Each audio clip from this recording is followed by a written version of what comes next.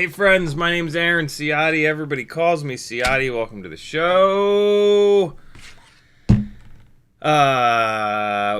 We've got mailbag tonight. A bunch of stuff, a bunch of really cool stuff. Q&A, as all these live streams are. We're going to be talking about the NewBeeDrone Lite frame, brand new, and other stuff will pop up, I'm sure. I'm feeling better, but I'm just exhausted. I'm just completely exhausted. This has been a really insane couple of weeks here. And I'm trying my absolute best. But yeah, I'm like way beyond my limit.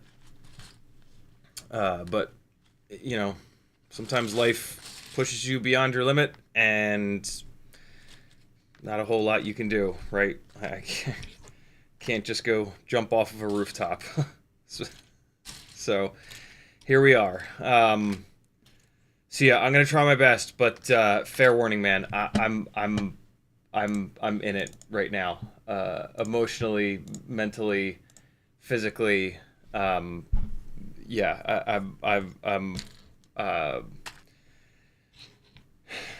yeah. So, at the moment, I'm going through my bag of 1.6 inch, 1 millimeter motor shaft propellers here, to grab a replacement prop for the Walksnail 75 millimeter Whoop with the VCI 0803 motors, because at Rampage it threw one of the I'd flown a bunch of batteries with it. Here, let's let me put one on.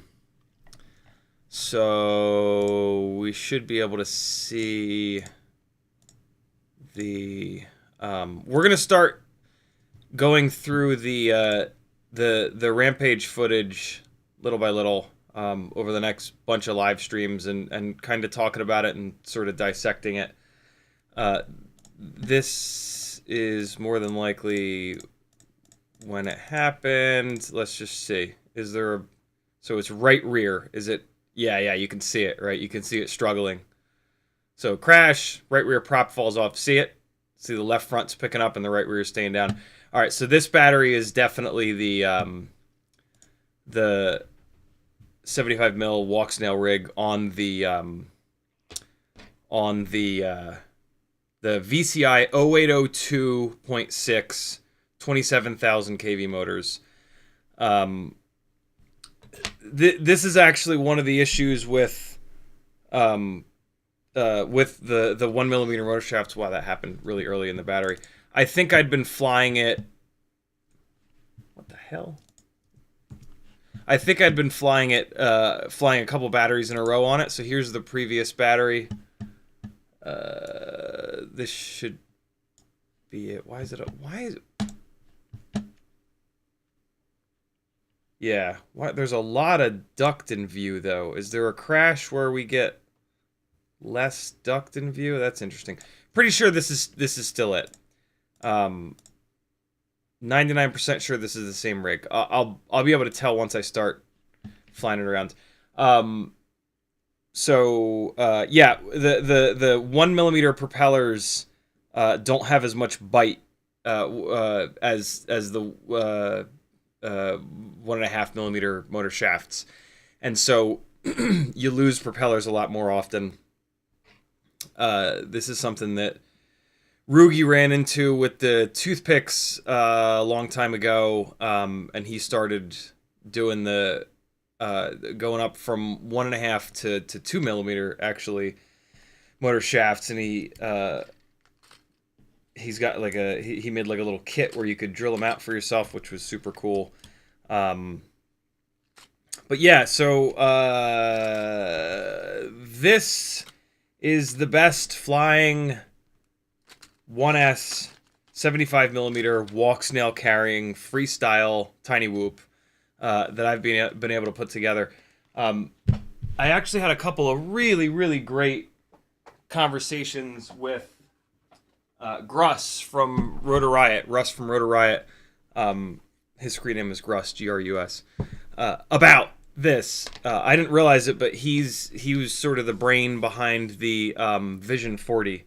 And he's actually tried a lot of different motors that don't really exist, like prototypes of motors, because he works with / for Rotor Riot, so he has different access than I do. Hopefully, it's okay for me to mention this, but I'm just gonna do it anyway. He had T-Motor make him some 1002s in 24,000 kV, 26,000 kV, 22,000 kV. And the problem that he kept running into was the runtime. Same kind of issue with this rig that you're watching me fly right now. A minute and 50 seconds runtime. He was talking even less than that. He was talking like, with some of the motors, he was getting like a minute and 30 second. Yeah, it's really difficult. Carrying around Walksnail with 1S, I just don't know. On a ducted rig, right? Like there's toothpicks that can do it. All right, so there's where I lost the up tilt. Yeah, there's where I also lost the propeller. So yeah, I don't know. I also had a conversation with Mike from GemFan, who's also working with VCI, and he knows he would like these motors to be more efficient in the future. So yeah, I don't know what what I was shocked by and pretty happy with is that none of the motor shafts bent. I didn't put too many batteries through this, but there were some pretty hard hits. But yeah, you have to hit them perfectly wrong to really bend them sometimes. So yeah, I don't know. It's super interesting. What I did talk to Russ about is he's been as shocked as I've been with how durable this setup has kind of been, especially in terms of the long screws going down through the double stack. Rotor Riot has sold a whole bunch of the Vision 40s, and he's flown them a bunch, and he pretty much has, I'm not going to say any, but like a shockingly low number of problems have had, I'm saying all the wrong words, but you guys know what I'm attempting to say. It's not breaking. It's not breaking here. That I was sure that this was going to be super fragile because of these big long screws and because of the double stack setup and whatnot.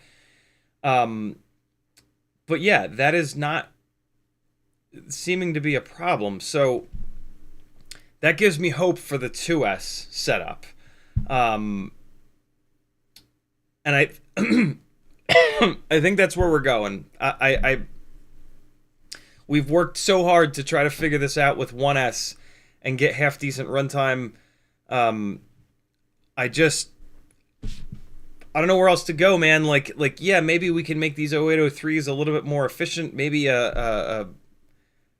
yeah, I don't know. I think 1S, and like this kind of makes sense, right? Like 1S analog, done. Nice and simple, right? Like, just cool. Building a 1S rig, better be analog.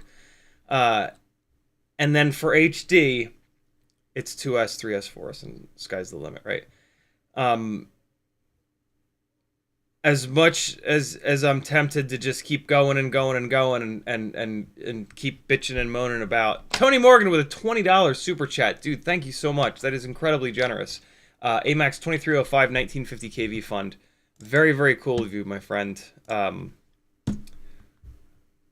I actually ordered the motors already, so they're on the way. I just assumed that you guys would hook a brother up and fill this fund up. So that's very cool of you, man. I really do appreciate it. It means a ton.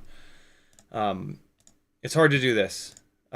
This is the most financially reckless thing I've ever done, but I think that I know that I'm meant to do this. And, you know, doing something crazy like this takes sacrifice, and it takes time, and it takes patience, and I'm in it, man. Like I tried the corporate thing for many years, and it did not go well. And it almost went really not well. And so this is it, man. Like I'll do what it takes to keep going with this. And you know, all of you guys that support me on Patreon, all you guys that support me mentally, all of you that hang out in the chat, all of you that watch these after the fact, yeah, you're what's made this kind of possible, and it's super rad, and I'm a very lucky guy, but it's hard. It's really difficult to do this, but I'm gonna keep going, god damn it, because yeah, there's something here, and enough of you have put faith and confidence in me that I owe it to everybody to, yeah, ride this fucker into the sunset. So thank you, dude. Very cool. CiottiFPV.com is the website where you can support me. There's a whole bunch of stuff over there. Patreon helps me out the most. There's an Etsy store with some fun stuff you can buy. Fiverr page, you can work one-on-one with me. I'll help you fly better, build better, tune better. Take advantage of somebody that's been in this world for 8 years that, you know, has organized all of his thoughts to drop that on you. You know, I put all of the info here on the live streams. There's thousands of hours of these live streams. If you don't want to spend the time digging through all these live streams for all of the information, I can deliver it all to you in a half an hour straight or an hour straight format over on Fiverr. There's a Teespring store with some really fun shirts and apparel and whatnot. And there's a whole bunch of affiliate links. If you're doing an order on the internet at this point, you should be using someone's affiliate link. It helps them make more cool stuff for you to watch here on YouTube for free. It's a little bit of a circle there. So replace your bookmarks with affiliate links. Replace your URL suggestions when you just start typing stuff in to the URL bar of your browser of choice. There's a million ways that you can use affiliate links without even having to remember or think about it. So yeah, it's very cool of you. It's free money, guys. Like, it doesn't affect you in any way. You can still use coupon codes and do all the things. It's just a shout out to those of us that, yeah, have gotten set up on those programs. There's nothing bad about it. I'm so fucking tired of this, like, anti-affiliate link shit. Like, yes, people can be shitty with affiliate links, but it's people being shitty. It has nothing to do with the affiliate links. If someone's being shitty, don't support them. Don't use their affiliate links. Don't, like, demonize affiliate links. There's nothing wrong with affiliate links. There's people that are idiots, right? Like, be angry at those people, not at affiliate links. The affiliate link setup is a wonderful thing that allows a lot of us to do this, right? So, yeah, next time you see somebody, like, demonizing affiliate links, call them an idiot. Tell them Ciotti sent you. Tell them Ciotti said to call him an idiot. Yeah, it's just silly. So this guy is back up. I don't know how much more I'm gonna fly this. The runtime thing. I mean, here, we can, like, specifically look at the runtime of this thing. That last battery was cut short, but so we took off at, and, like, this is me flying chill, right? So we took off at 3 seconds. There's probably a crash in here. Oh wait, no, we'll have, no, we won't have post-flight stats. I mean, this says 3 minutes and 15. There's no way that I got 3 minutes, though. Oh, you know what? Maybe I did. This is me running. Okay, so this is actually a really good reminder. So this is me running a 550 mAh battery, actually. Okay, so here we go. No. Here's a crash though. This is actually interesting. I've wanted to figure this out. How much more runtime do we get from a 550 rather than a 450? All right, so there's a crash. 127. Call it 125. And then we're farting around. We are using a little bit of battery here to turbo mode it back over. 125. We're up to 140. Am I ever going to flip it back over? 125. Oh, I went and got it. Jesus. Okay, so we just need to do the math. Hold on. 125. Okay, so perfect. 205. 125. So then, what? 125? Is that? Oh, there's 60 seconds in a minute, not 30 seconds. Right. 25 to 35, 45, 55. 105. So that's 40 seconds. All right, so we lost 40 seconds to that crash. So, all right, we're flying. I don't think there's another crash in here. Yep, there's another crash. But we just bounced off, so that's fine. All right, and there's the landing. So 305, we got to remove 40 seconds from that. So that brings us to 225, and then we took off like basically 5 seconds in. So 2 minutes and 20. 2 minutes and 20 second runtime on a 550 mAh battery. But here's the problem. Is that the 550 mAh batteries are fat. Do I really not have one? All right, hold on. So the 550s, here's a 450. The 450s from Tiny Whoop are 12.5 grams. The 550s are, it's not that bad, 14 grams. But what I really want to check is the 2S batteries. Tiny Whoop has a 2S 300 mAh that I've got here. So instead of 14 grams, that is 15 grams. And a 1 gram difference for a huge advantage of 2S, it's just, yeah, it's not enough. We'd previously talked about this, but I'd never actually put these on the scale to kind of figure that out. I'm actually really surprised that these 450s are as heavy as they are. I thought they were a little bit lighter than that. So, yeah. 1S is for a Cinewhoop. If you want the lightest weight possible, very fun to fly, admittedly, Tiny Whoop, Cinewhoop, you can do 1S. You're going to get terrible runtime, minute and 50, 2 minutes, 2 minutes and 10, 2 minutes and 20. But yeah, it's, I think I'm done. I think I'm done with the 1S thing on these guys. I have 2 of them right now because you know, if you really want to do proper testing, A/B testing, you have to double it up. One of these is getting pulled apart for absolute certain. I'm not sure which one, but it's just silly to have 2 of these that are indoor Cinewhoops. It just doesn't really make a whole lot of sense. So yeah, I'm gonna pull one of these apart, and it's gonna go back into a 65 millimeter frame.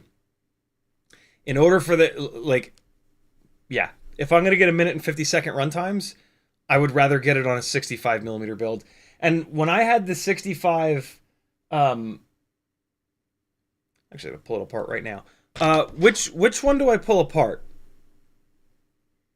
Is the question. the 1002s, the runtime is much better. I'm not gonna pull it apart right now. I gotta figure out which one to pull apart. The one with the VCIs, or the I'll actually end up pulling apart. It'll be a color decision that I make, but whatever. So yeah, that's the deal. The 1S Walksnail Freestyle testing, I've gone as far as I possibly can. 75 on the 75 millimeter end of the things. The 450 mAh batteries are going to give you like a minute and 50-second runtime, depending on what motors. Maybe a little bit more than that, but roughly like 2 minutes of runtime. The 550 mAh batteries, you can get to like 2 minutes 20, 2 minutes and 30-ish. But 1S, Walksnail, 75 doesn't have enough power. I don't know if it ever will. There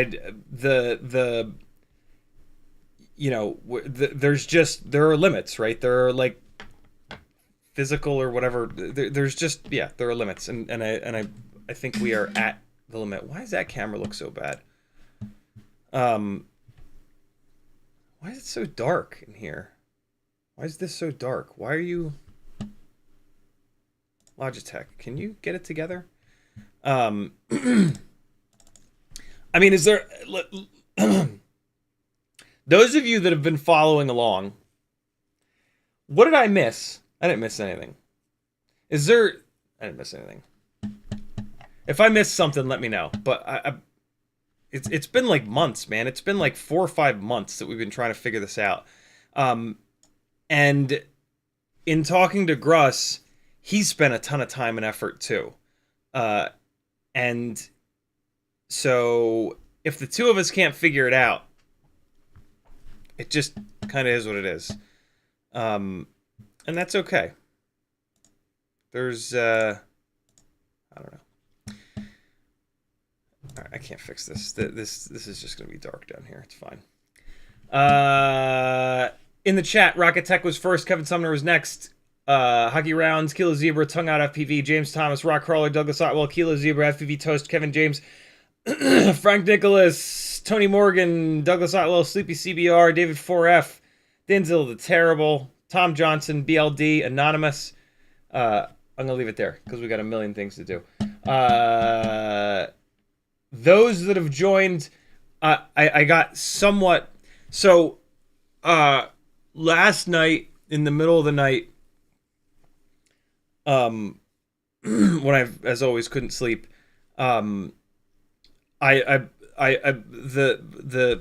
coronavirus released its hold on my brain to some extent, and I was actually I became somewhat able to function, and I started to get this place cleaned up a little bit. Like after Rampage, I just dropped all my shit everywhere, because I was just like immediately sick, and it's just been a nightmare in here. And so, yeah, I was able to kind of get it a little bit cleaned up. I forget why I'm telling you this, but yeah. I don't know where I was going with that. Obviously, it has not completely released its hold on my brain, but yeah, I am feeling better. It's still in my chest. I'm still coughing all over the place, and I'm definitely, and I'm just. My brain is somewhat working again, but I'm just completely mentally and emotionally and physically exhausted. I'm trying to sleep as much as I can, but that's hard for me, as it always is.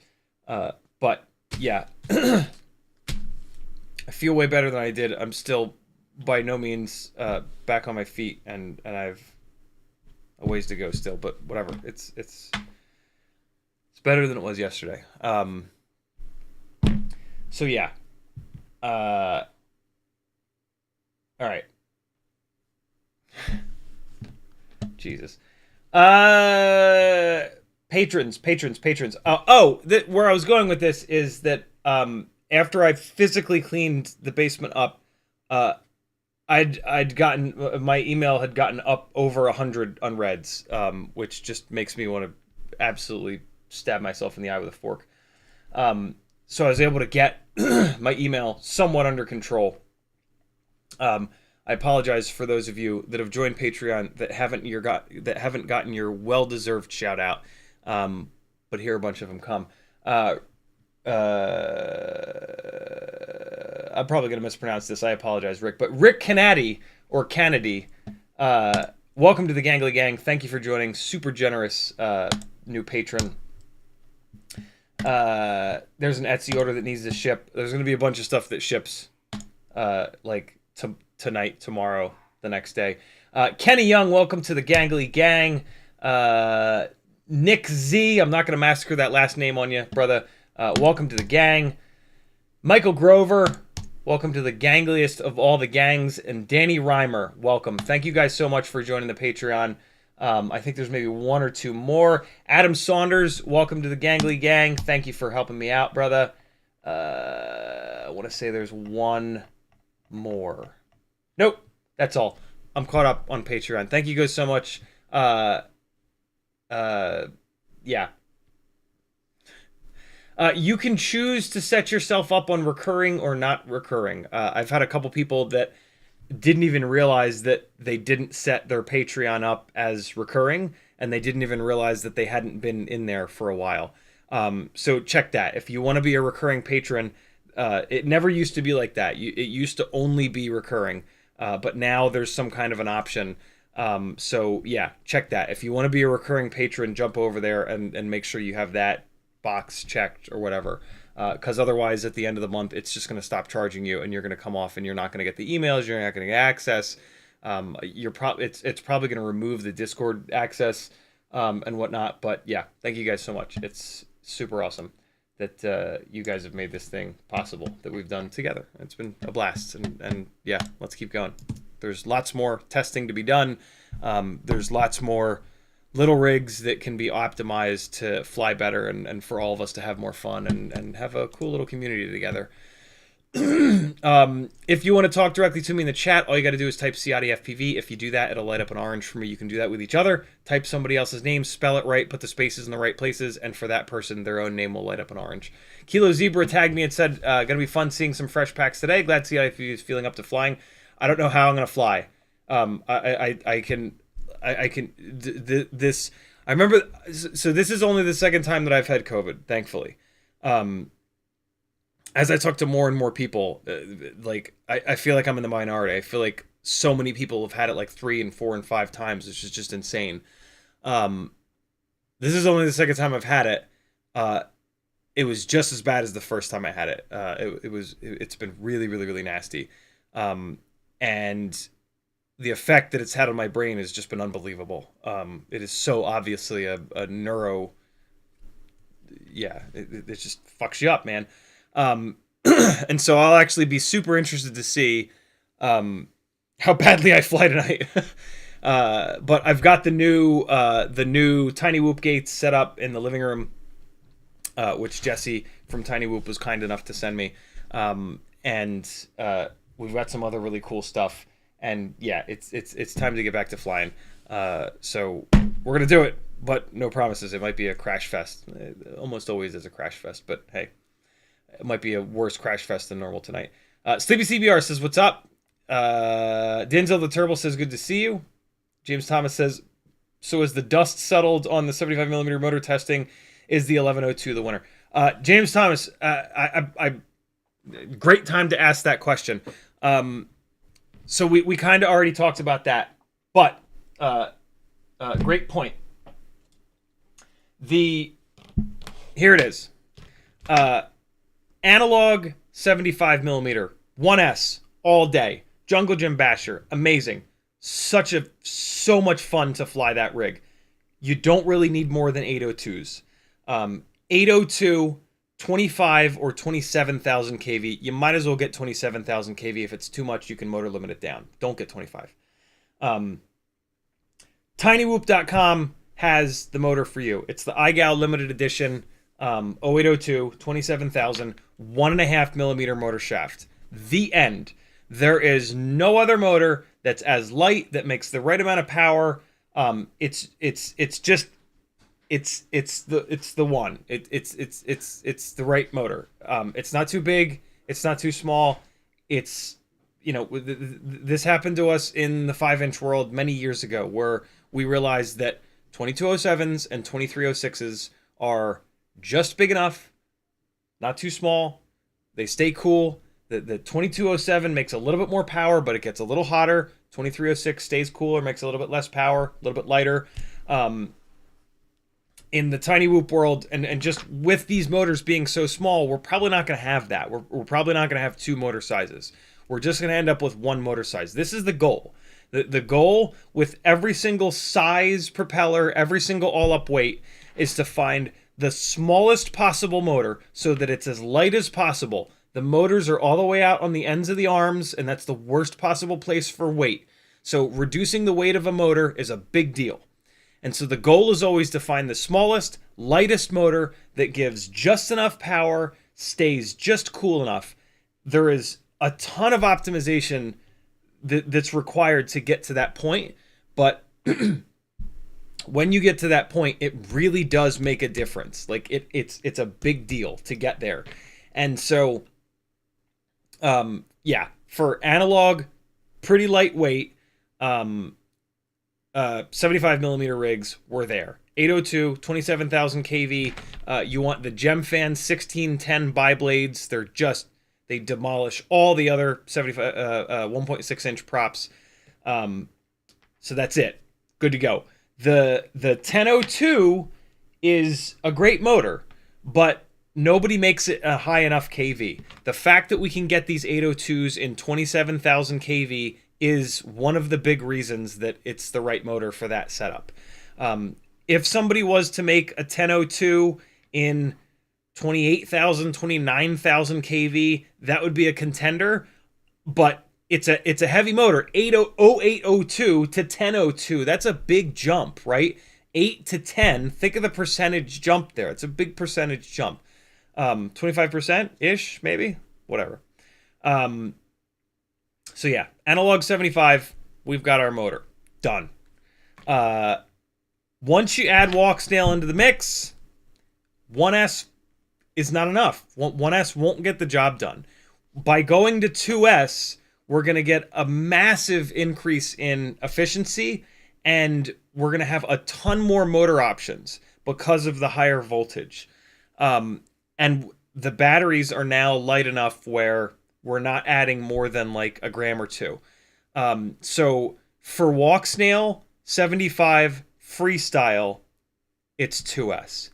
If you want to play the 1S game, to me, it's not really a freestyle rig. It's more of a Cinewhoop.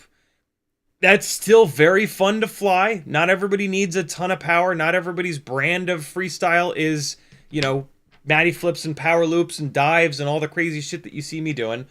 If you're going to go down that road and you want a Walksnail 75 millimeter rig, because I think that's what you're asking, James, the Betaflight 1102 22,000s out of the box when they're brand new are the best option for power, for runtime, for everything. The problem with these motors is durability. As soon as you start crashing them, they fall to pieces. Whatever the material that Betaflight used for the motor shafts, it's a very soft metal. And so if your brand of flying involves crashing, I cannot recommend these motors.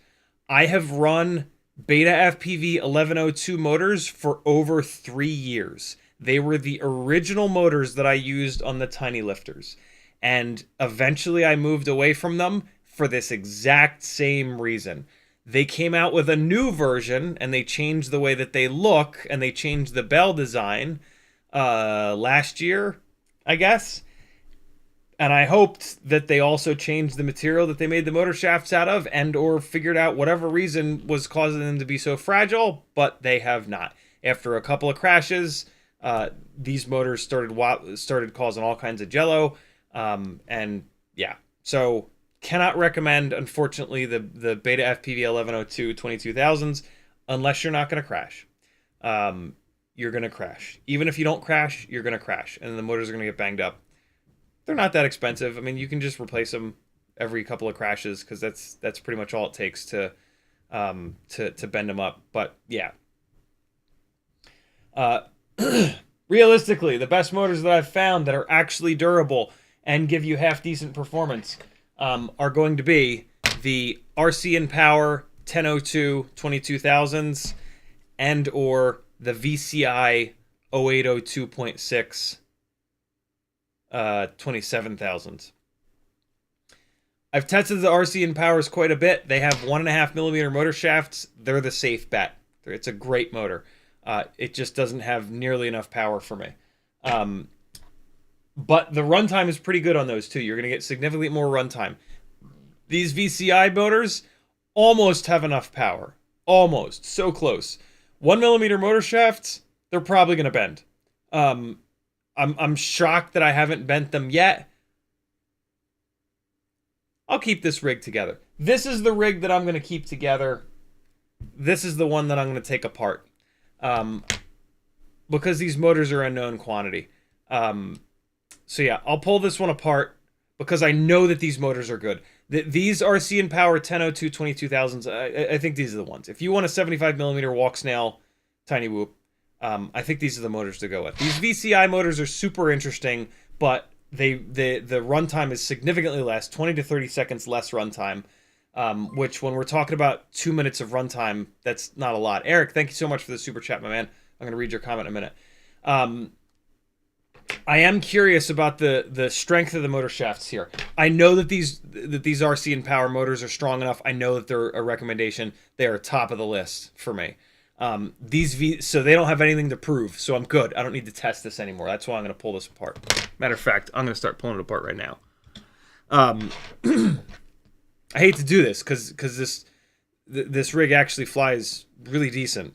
But yeah, I just know that these...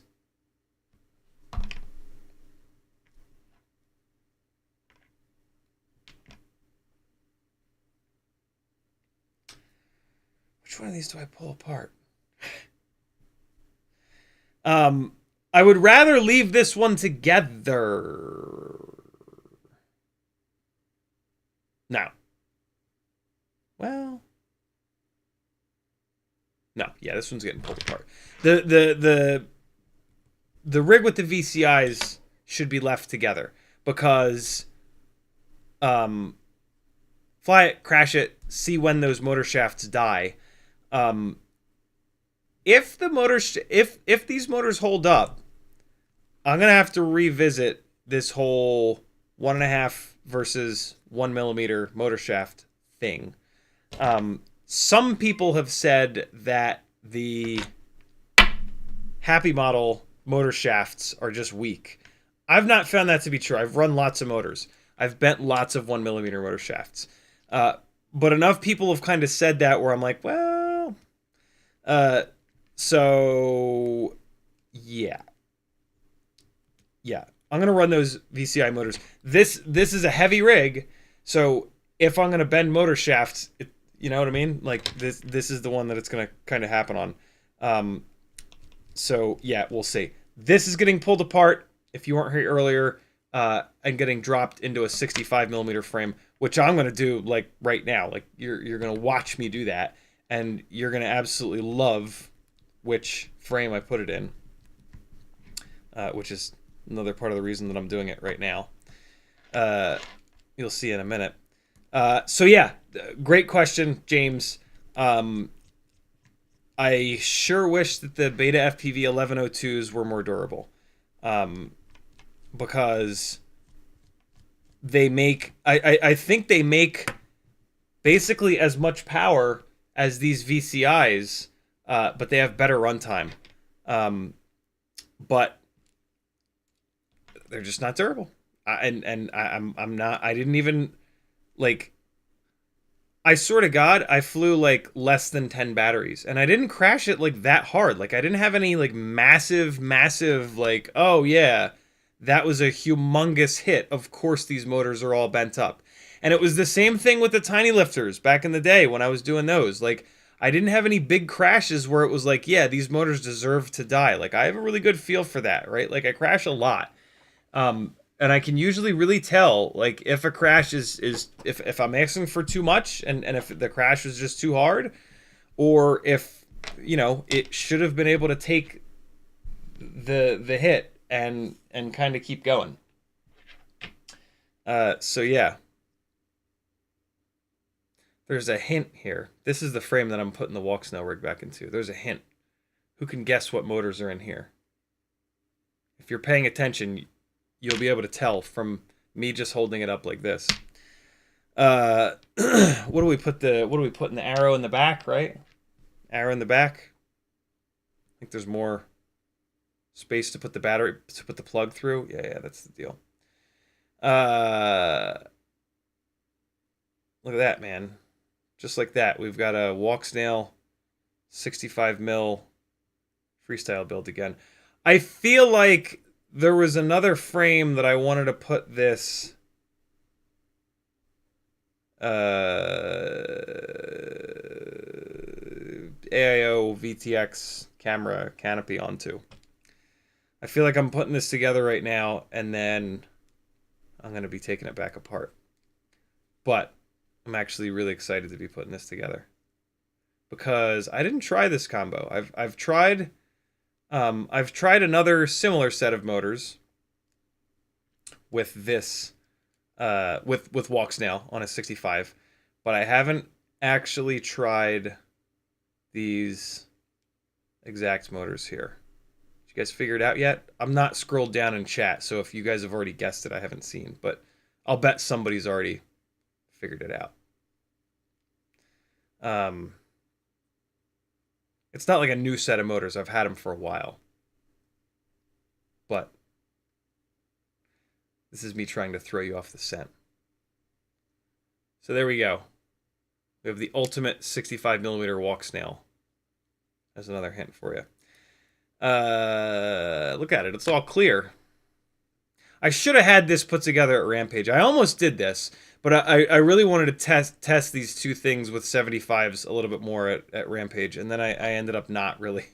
I didn't fly the RC and Power rig, kind of because I've flown the RC and Power rig a bunch, and I just didn't find it necessary to go demolishing it. Cool. So hold on, let me keep getting caught up on chat. Parkour guy says, fun on the catching alive again. Good to have you back. Hey, my dad's in the chat. What's up, Dad? P. Richard Scott's here as well. What's up, brother? Kevin Sumner's here as well. What's up, everybody? Thanks for coming. Hopefully you're all still here. That was almost an hour ago. 40 minutes ago. Striker says, yo. Denzel the Terrible says, drop the YouTube link in general nonsense before you mute your mic, crank the volume, so for 30 seconds. I see him in there. I see Clamman in there. Thank you, dude. Cloudhopper says, is there hope for a 2G4 AIO that starts having trouble arming? Two motors often won't spin up until I try arming 2 or 3 times. Nah, man, that's Fet's dying. Hurry up and buy another one from GetFPV before they're gone. The GetFPV, last I checked, still has the 2G4 in stock. Christ, buy 2 of the damn things. Yeah, no, especially if that started happening after a crash. You know, I mean, look, the long and short of it is, like, if you've got a rig that's working and you slam it really hard, or it just starts not working, and you haven't been in Betaflight or Blue Jay or BL Heli fucking around with stuff, it's on its way out, you know, and so just keep running it until the cows come home, and the cows won't come home, but it'll just stop working altogether. But yeah, I mean, if it's always tempting to, like, try to adjust ESC settings and do all this shit, but, like, all you're doing is buying yourself a little bit of extra time, and you're crippling the performance of the damn thing, you know what I mean? Which is, it's so, yeah, it's tough. Denzel says, "Dear Lord, CiottiFPV, I feel like shit, but the hair is on point. I haven't showered in days, so I don't know. It's probably just all oily and horrifying." I ran out of time. I wanted to shower before the stream tonight, but Striker says, I'm about to get an Meteor 65 Pro from RDQ since I'm in Orlando because the QC issues on the Milo 624. Super excited to be whooping. Nice. I'm not a fan of the Meteor 65 Pro frame or propellers, but you're getting a perfectly good AIO, camera, canopy, right, all the other stuff. So yeah, you can take that rig and it's fine the way it is, but compared to some of these other ones, there's a little bit of performance to be gained from going with a lighter frame, lighter propellers, and some other stuff. But yeah, you've got a good platform there. And then down the road, that AIO that you're going to get on that rig is the AIO that I use on all these Walksnail setups. So yeah, nothing wrong with that rig whatsoever. You got a bunch of really good parts coming to you that you can move around and customize and build something that's perfect for you. Kevin Sumner with the putting the CiottiFPV.com link in the chat. Thank you, dude. Rocket Tech says I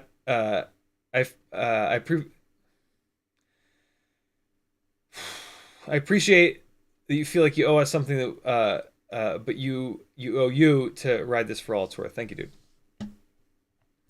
Kevin James says you're awesome. Thank you, man. YouTube just did the thing. Scrolling back up.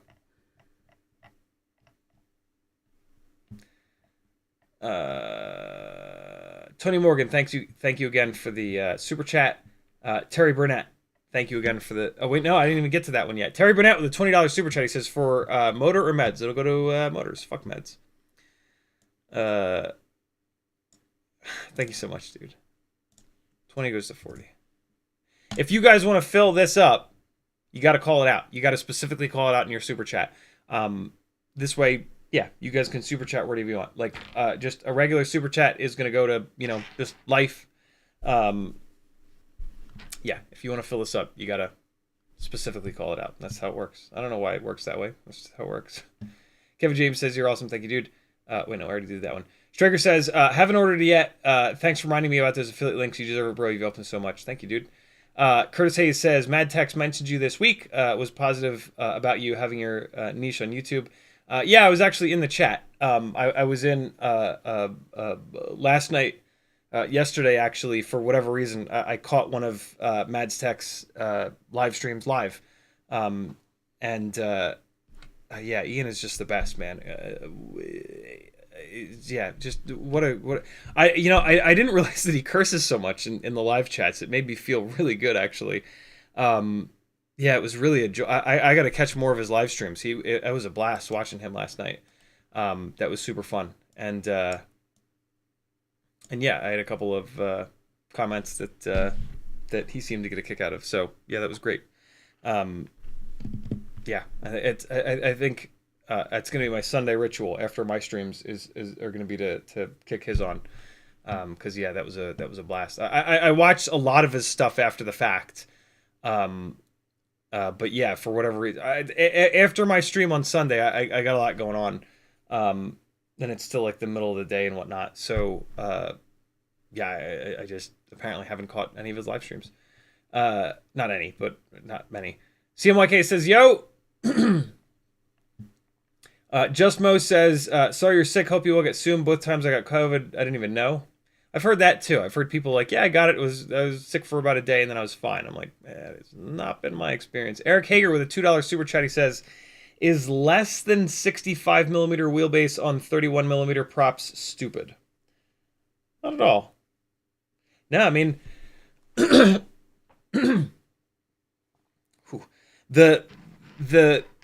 more you can pull the motors in, the less motor to motor distance, the better. But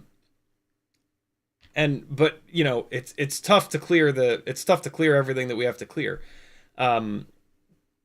But yeah, the closer you can pull the motors in and the bigger of a propeller you can run is a good thing. So not stupid at all, Eric.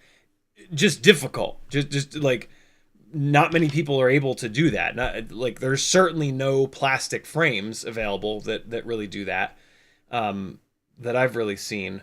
But yeah, I mean that would potentially be the next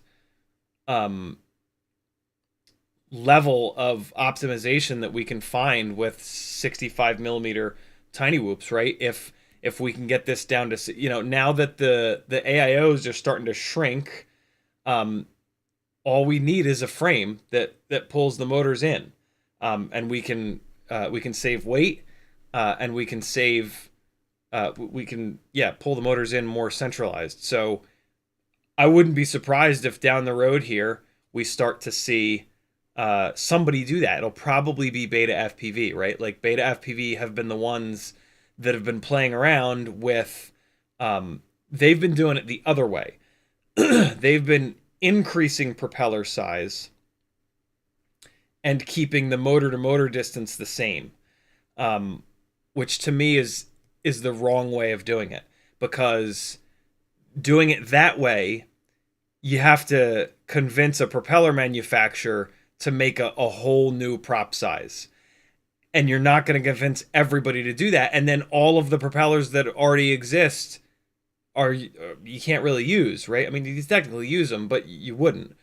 The move is to do it the other way. Leave the propeller sizes alone and pull the motors in. So that's actually a really good thought, Eric. I hadn't really been thinking about that, but I would love that. I would absolutely love if the next thing that Betaflight does, in terms of changing the frames around a little bit, would be like a 60 millimeter tiny whoop on these same 1.2 inch props, right? Like we now have some phenomenal 1.2 inch propellers, and we've figured out the exact motors to drive these weight of propellers. And so let's optimize something else. You know what I mean? Like they've shrunken down the AIO, where we've now got, I'm showing you on a Walksnail rig. No reason for that. I mean, this is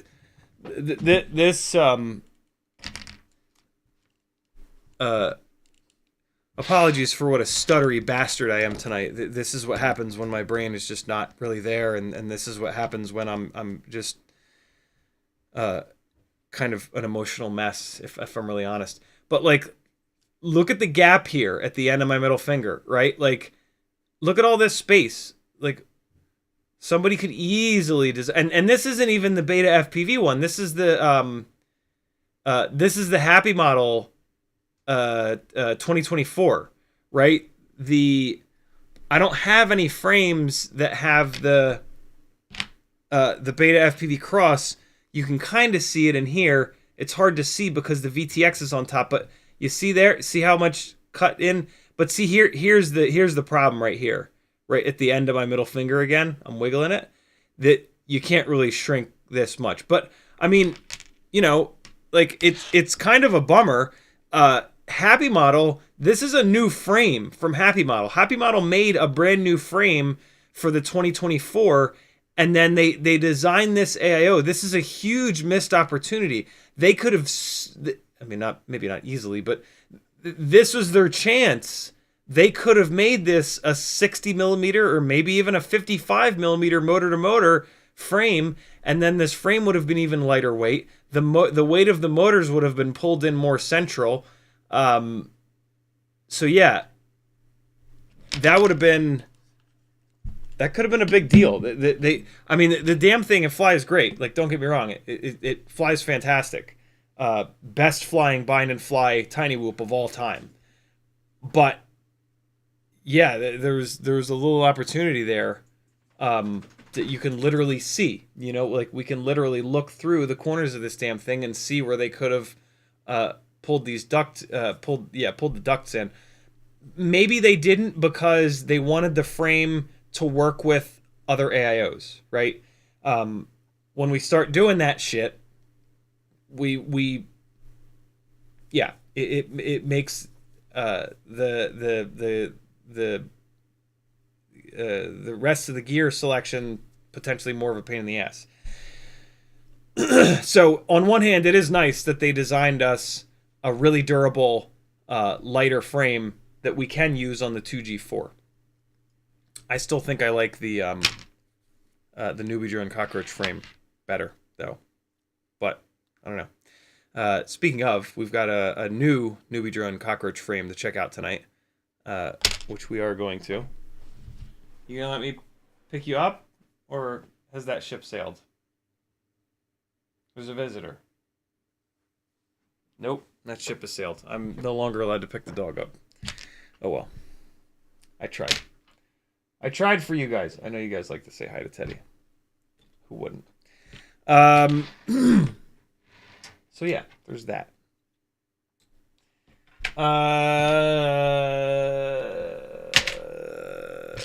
I've made a huge mess.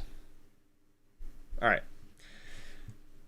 Eric, great question, and thank you for the super chat, my friend.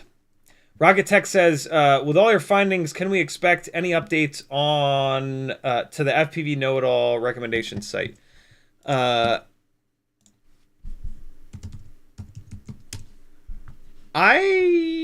don't really think that there have been significant enough changes, if I'm completely honest. I know that kind of sounds like a fucking cop-out, but, like, look. Well, this doesn't exist anymore, but there's nothing that we can really put here yet, because the 2024, I'm still not willing to really recommend. So there's nothing to put here. There just isn't. There's nothing to put here yet, right? The Meteor 65 frame is still a perfectly good frame, and it's still, I think, the most durable frame ever produced. So I'm still totally fine having this here. It's not that much heavier. QRC Singularity, we've talked about that. The antenna's great. You know, maybe don't do it, which is fine. Everybody has the whip antenna, so that's whatever. BT 2.0 is still totally valid. I would love to see this change to the 180, but there's nothing wrong with this. Batteries still totally valid. Props still totally valid. 0702 30,000s still arguably the best motor for everybody, right? Like, what? This is not, Joshua's website is not like, hey, this is the most insane build ever. This is, what build can we put in front of a ton of people and everybody's going to love it. It's not going to have too much power. It's not going to have too little power. So I still think this is the right motor. As much as I love the 36,000s, they're not for most people. Even the 32,000s are an awful lot. So I'm still totally happy. And you know what? Like, this motor is still in stock a lot of times, or maybe not. Oh wow, that motor's gone. No, at Flywoo, really? Oh, that shouldn't be there. That's a mistake. That's for the 75mm section. Hold on. Tell me he didn't. Oh, he just changed the name of this motor.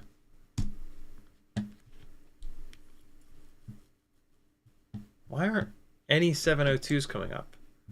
Because they have letters connected to them. Hold on. 702s. Oh my god, what? Where's the... hold on. I think Jesse's site is just being weird. Okay, yeah, no, they still exist. They're just not coming up under that heading. 702, 26...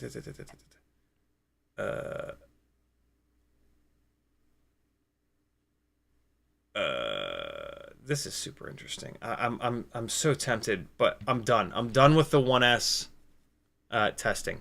This is I can't imagine that this is going to be that much better than the VCI. I'm not doing it. I really want to, but I'm not testing this motor. Where are the 702 30,000s? Is the question. If they don't exist anymore, then yes, we absolutely need to update that.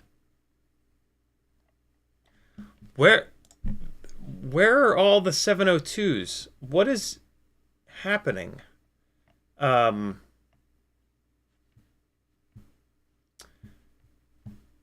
Okay.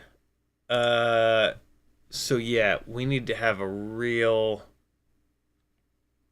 rethink here. Jesse has removed a whole bunch of motors from here. Okay. All right, I need to find some time to link up with Joshua, and we need to change some things. I don't know what we're gonna change it to though.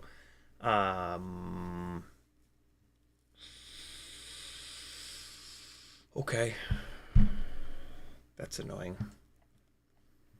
The 702 32,000s are even gone. Where have all the motors gone? What's happening here?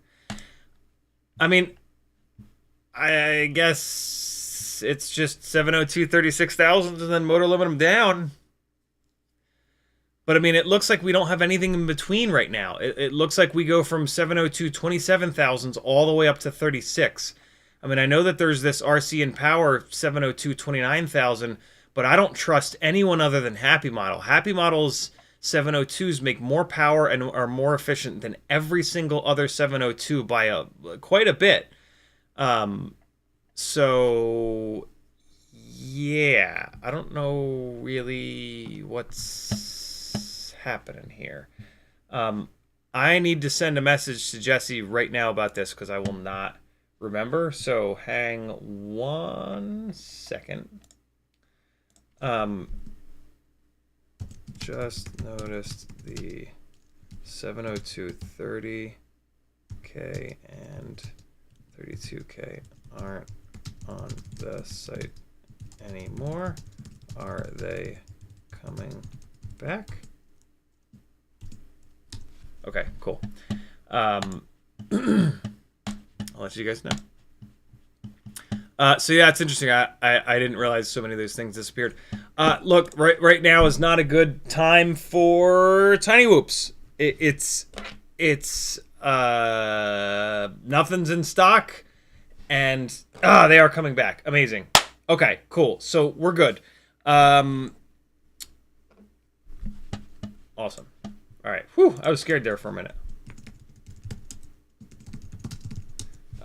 Massive shout out as always to Jesse. Who else is gonna get back to you like right now like that? I really cannot believe this computer is freezing up like that again. I thought that we had that figured out. I don't know. I don't get it. Okay, back to chat. My dad with a $10 super chat. Thank you so much, Dad. Very cool. Very, very cool. Nathan L says, what's your freestyle whoop choice these days? I don't know, Nathan. It's just nothing's in stock. As much as I want to say Mobile 6 2024, the reliability of them has been horrifying. SlowCal has had 5 bad and 1 good out of the box. So at the moment, I'm having a really hard time recommending the Mobile 6 2024. I mean, look, as long as you don't get it from, and even if you get it from overseas, you can just return it. But what a pain in the ass, you know? The performance is wild. But I don't know, dude. I do know. GetFPV right now has the 2G4 in stock. And that's still it. Like, oh, Jesus Christ. You just search for 2G4. So, oh, never mind. Yeah, I don't have an answer for you. I don't have an answer for you. I wish I did. Believe me, I do. There is some stuff coming, but today I don't know. I don't know. It makes me really annoyed. But yeah, it's a rough time for tiny whooping. Everything's either sold out or in a weird like flux of is it durable, is it not durable? If I was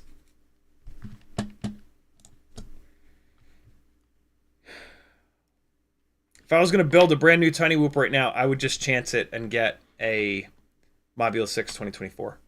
And then if it goes bad within the first 10 batteries, contact who I bought it from and say, hey, this blew up. Send me another one. And usually they will. So yeah, don't go bananas customizing them. Fly 50 batteries through it before you upgrade it, to make sure it's not gonna just explode. That's the best I can do for you, man. I wish I had a better answer than that, but Kevin Sumner says, are those the 40,000 kV motors? I knew you guys would figure it out like right away. Yeah. So yeah, 40,000 kV 0702s. These are the prototypes, but they're exactly the same. He didn't change anything. So yeah, Walksnail 65 Freestyle 0702 40,000 kV motors. I don't know if I'm gonna fly it tonight, but it'll be back up in the air sooner than later. James Thomas says, if I go if I go ahead and bite off 2S for a 75 millimeter, what's your call on the combo? There's a I mean, Walksnail Lite, of course, and then there's the only real decision is the AIO, and Betaflight has this F4 1S 12 amp V3, which does not have a USB port on it, which is nice because the USB port has a tendency to get in the way of the battery in certain frames. So this is the AIO to go with, I think. F4 1S 12 amp V3, F4 ELRS. This is the one. It's got they use a wacky JST plug that they put flat on the, look how flat it is, right? And so they use this little JST plug here, and then they give you a little USB to JST thing, which is admittedly annoying, but it solves a legitimate problem. And then BT 3.0, and then you want the tinywhoop.com 300 mAh BT 3.0 batteries to keep the weight down, and they'll probably have plenty of runtime. This build is coming soon, maybe next week. We can dive into this. Should be pretty straightforward.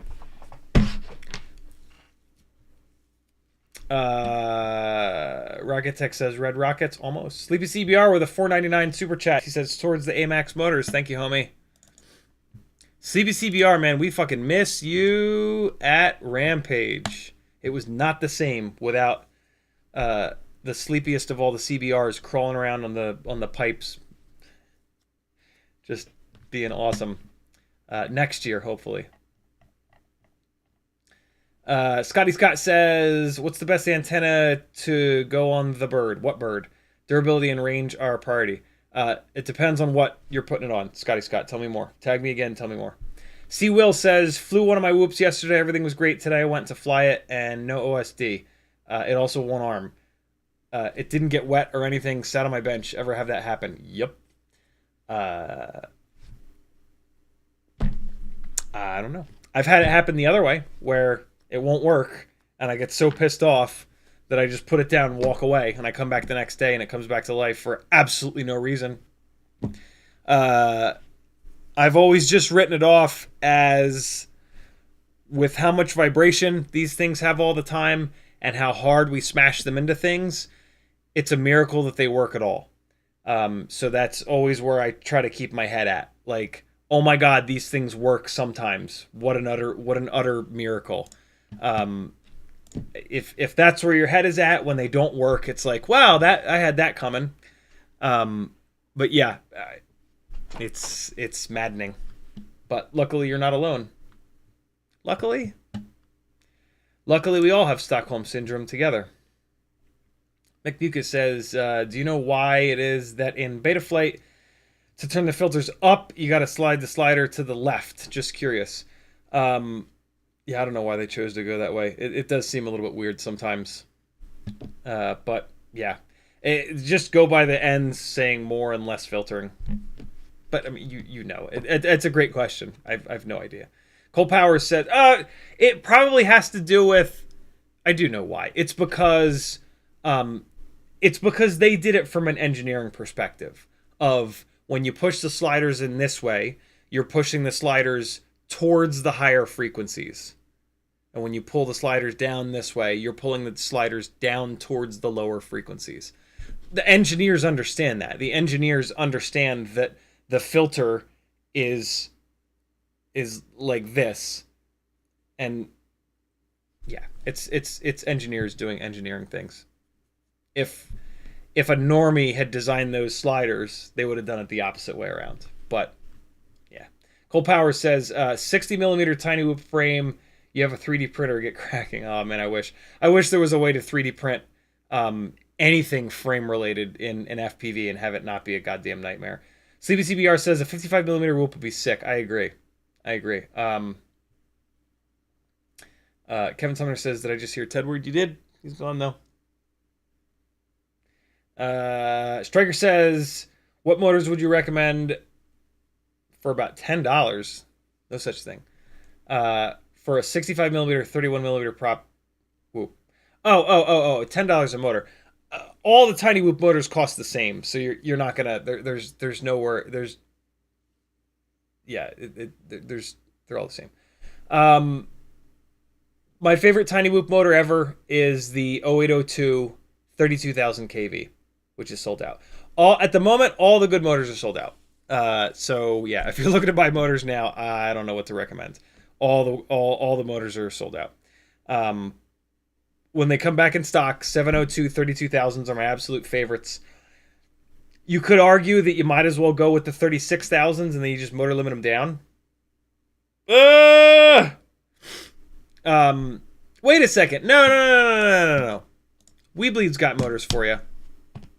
Weebleed has motors in stock, don't they? I know they got the 40,000s in stock, but oh boy, they're way too much. But I think they still have the 32.5s in stock. They do. Oh shit, they have 70 of them in 70. Yeah. So here you go. This is it. Get these. For sure. This is one of the best, if not the best 702 of all time. 32,000 is too much for most people, but you could motor limit it down to like 80 or 70%, and you'll have like a 27,000, 26,000, 28,000. I don't know what the actual math is, and that's the right number for most, normal human beings. But then if you fly in a bigger spot, you can crank them up to 32.5 and you have a shitload of power. Beyond 32,000, 32,500, it's just absurd. So yeah, there you go. Kevin Summer says, I think Jesse trimmed out some motor options recently. Now, I guess he, I bet you he just set the webs. No, he didn't, because I was gonna say he set the website up to pull the item when it goes out of stock, but that's not true because look, this says sold out. So does that. But yeah, they'll be back. As he confirmed. Kevin Sumner says maybe V3 motors coming. That'd be kind of cool. Doubt it though. Bergeron says there's that new NewBeeDrone Acrobee 65mm hdZero kit. It's very expensive. Do you think it's worth it? Maybe. It depends on if the AIO is durable or not, and I haven't heard anything. So yeah, I have unfortunately no clue. I've heard zero about that new NewBeeDrone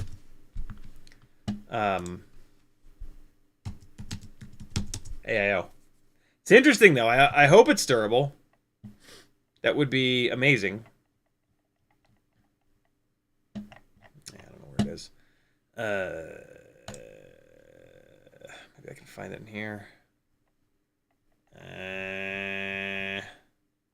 There it is. So yeah, the AIO in here, there you can kind of see it, does not have a VTX, and I think it's a 12 amp. You don't really need the 12 amp, but here it is. It's the HD version. Yeah. NewBeeDrone B-Bearing HD. Kind of expensive though. $100 is an awful lot of money for a tiny whoop AIO. But it's got Express ELRS on it. Great big motor pads. The other issue I have with it is that they use the specific plugs, which drive me nuts. But yeah, could be good. I have no idea. I'm not gonna say anything because it. Yeah, I just haven't heard a single thing. But I haven't heard anything bad. Usually you hear bad stuff before good stuff, so potentially that's a good sign. I don't know. Fusion Catalyst says, I have the We Bleed Gore edition, which is 28,500. Those are pretty nice. Yeah, they're great. 28,000 is a great KV. It's like it's 28,000 is where things start to get really interesting, especially on a lightweight rig, as evidenced by the 28,000 kV motors on the Mobula 6 2024. That thing is light enough where those motors are really, really good. Striker says, kind of want Gore Edition, 28,500. What are your thoughts? Just talked about that. Nathan says, I'll stick to the 3-inch and 5-inch between the rain. Hopefully something presents in the near future. Scotty Scott says, antenna on 65 and 75 millimeter rigs. Aha. So my current favorite antenna is the ORT Micro V. This performed fan-fucking-tastic at Rotor Riot Rampage in Micro Mayhem, which is about the most challenging environment ever. So yeah, this antenna is awesome. It's cheap, $7. In the 50 millimeter version, it's very, very, very lightweight. So yeah, this is the one. 0.3 of a gram. This is it. I need to actually buy a bunch more of these. So yeah, this is my favorite antenna at the moment. The other thing that you can do if you're just going to be flying around the house is you take your linear antennas. I've shown this on the stream a couple of times, and you pull the shrink wrap off of it. There's going to be a big heavy silver thing. You take the tip of your soldering iron, you touch it in between the active element and the silver thing. You'll see there's a little bit of solder there. Melt that solder, and then you can pull the silver thing off, and then you have a super lightweight, infinitely durable antenna here. This sucks in multipathing environments, though, so this is really only for around the house. But yeah, it's free, which is great. So, but the regular whip antennas, the regular dipole antennas are actually really decent. So yeah, there's nothing wrong with just sticking with a regular old antenna. But this Micro V will perform just as good as a regular linear antenna, maybe a little bit better, and it's significantly lighter. So this is like the weight of this ultralight little one, but it's the performance of the linear, which is why this thing is really nice. And then the Singularities are going to give you the best possible performance, but they're kind of heavy. And you would want to get the longer Singularity here. If you get the ultra short, and you put it right next to the canopy, like this. So if you get the Singularity ultra short, is nice and lightweight, right? You see, plugs in there, that's there. So it's just like that long. It's not super light, but it's light enough for a tiny whoop. But then having the head of the antenna right next to the board like this is not great, because these boards have a solid layer of like copper in them. And so as soon as you go like that, and well, it's actually not too bad on this one. This antenna placement is not terrible because it's hanging out a little bit. The really bad antenna placement is actually this here, where you tuck it in the canopy, and the antenna, the head of the antenna is like right in there, right on top of the board. Because if you're flying and you've got your goggles on, your goggles have an antenna, and that's the camera that I'm pointing at, right? It's fine right now because there's just plastic between the head of the antenna and you. But as soon as you go like that, now you've got a big layer of copper in between the head of the antenna and you. You still have it, you still have it, you still have it, you still have it, you still have it. Now you're okay, because you can kind of see the antenna here where my index finger nail is that I'm wiggling. But then it's bad, right? Like, so having the head of the antenna right next to the AIO is really bad for performance. So what you want to think about is like, how are you flying, right? This I use to chase the little RC drift cars. So I'm standing up. My antennas are 6 feet 2 inches in the air. And then I'm flying this thing down on the ground, like an inch off the carpet, and I'm just flying it around like this. So 99% of the time, there's just air between the head of the antenna and me, which is totally fine. This is not a freestyle rig. This is a little drift car chasing rig. If I throw this thing up in the air, and I throw it up in the air in a way that the boards come between the head of the antenna and me, the performance is going to be shit just in that split second. But I don't throw this thing in the air much. For a freestyle rig, it becomes a problem. These two are digital. The signal strength of digital is so good that you can kind of get away with it. The analog ones are where you really start to notice it. Here's another thing that I recently realized. For that same reason, I had these ultra short antennas on a whole bunch of these rigs, and I'd go fly them upstairs, and the performance sucked because I'm up above myself, right? You gotta think of like where you fly and how you fly, and that's how you pick an antenna. Or just get one of every antenna. It'll cost you like $50 total, and test them all out where you fly. Because there's the signal is bouncing around and different. There's different materials and like there's so many variables. But yeah.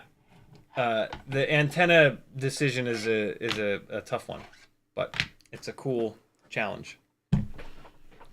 So yeah, there you go. Think about where you're going to be flying it, freestyle versus like, upright all the time. And just think about how often you're going to put the antenna behind the PDB.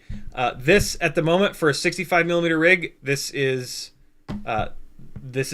my new love. This ORT antenna right out the back here, it chills out right here.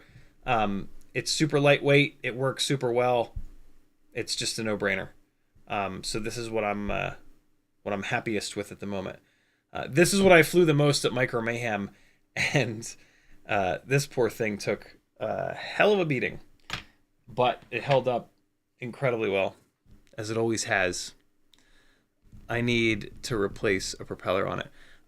We need to dive in. I need to get caught up on chat so we can dive into the subject of this live stream, which is a new frame from NewBeeDrone. Striker says, broke a motor a week ago. Took it as a fun opportunity to upgrade. The way I crashed my shit, I'm surprised it lasted that long. It's been like 2 months.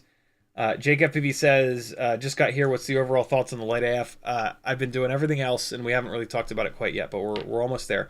Cole Power says, it might be a nightmare, but it could be a 60mm nightmare. EasyT says, hold on, YouTube just did the thing. Scrolling back up to try to find where the hell I was.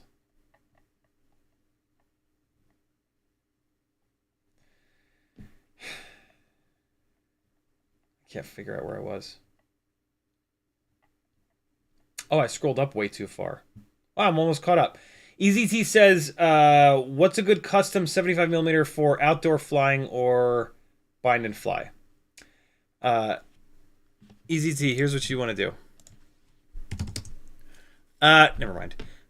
Mobula 7, 1S, and then swap the motors. Fly it as it is.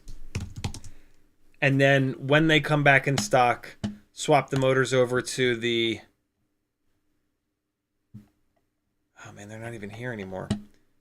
Well, I mean, they will come back. Here they are. These are the motors that you want. As soon as these come back in stock, grab them. But yeah, Mobula 7, 1S, ELRS. Fly it as it is. When these motors come in, swap these motors on and put the 1610 biblades on there. 1.5mm shaft to match up with those motors. and as soon as you can, switch it over to BT 2.0.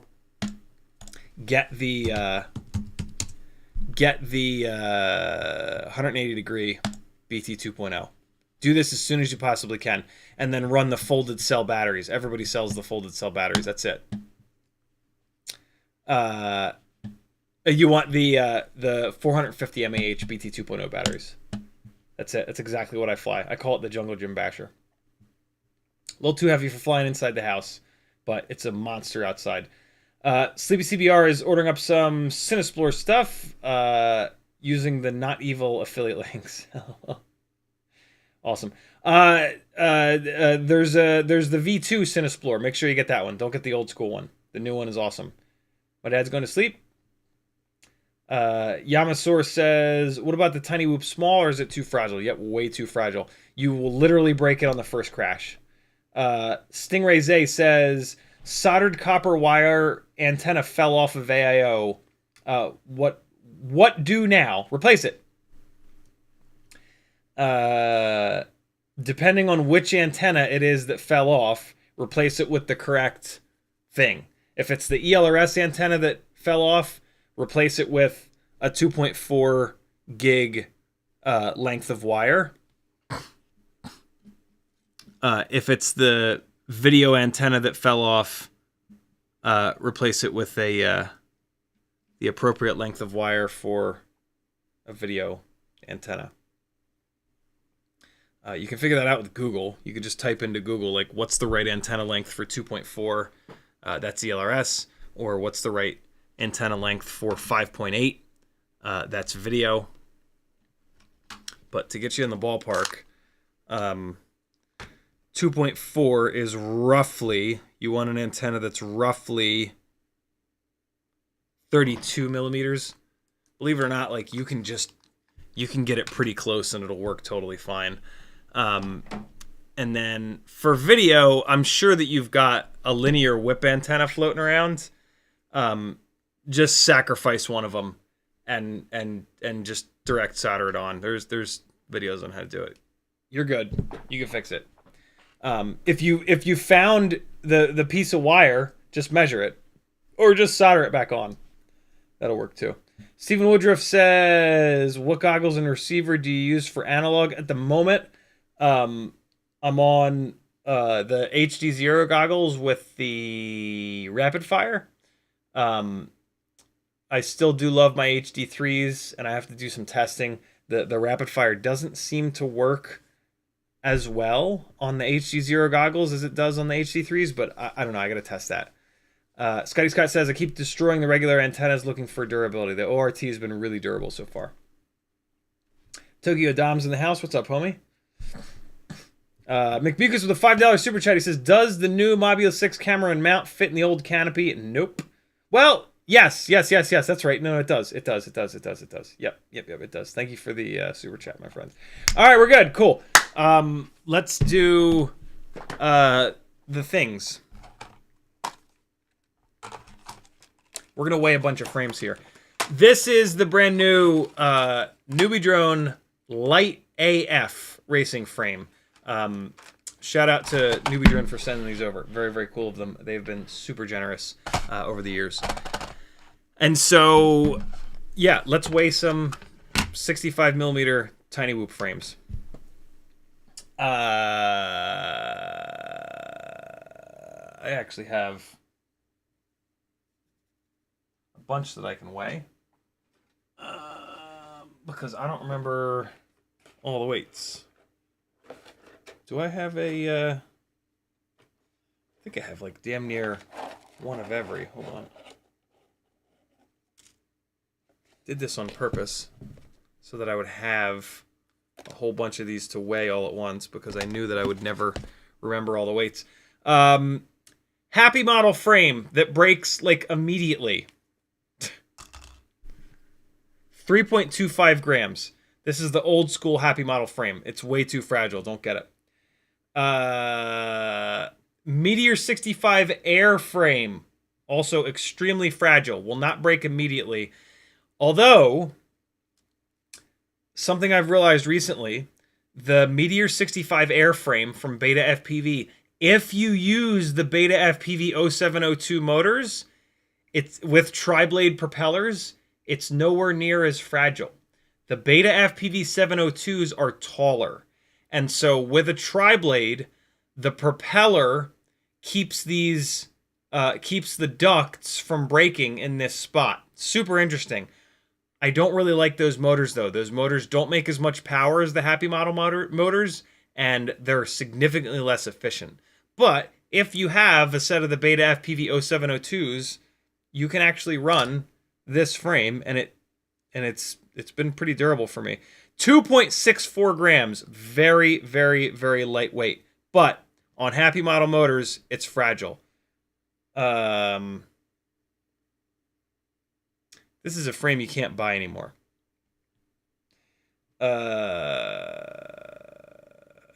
This is the same thing. Old school NewBeeDrone Cockroach frame in the heavier plastic. 5.15 grams. This is basically like the Cockroach V2 frame. It's just way too heavy. Don't get it.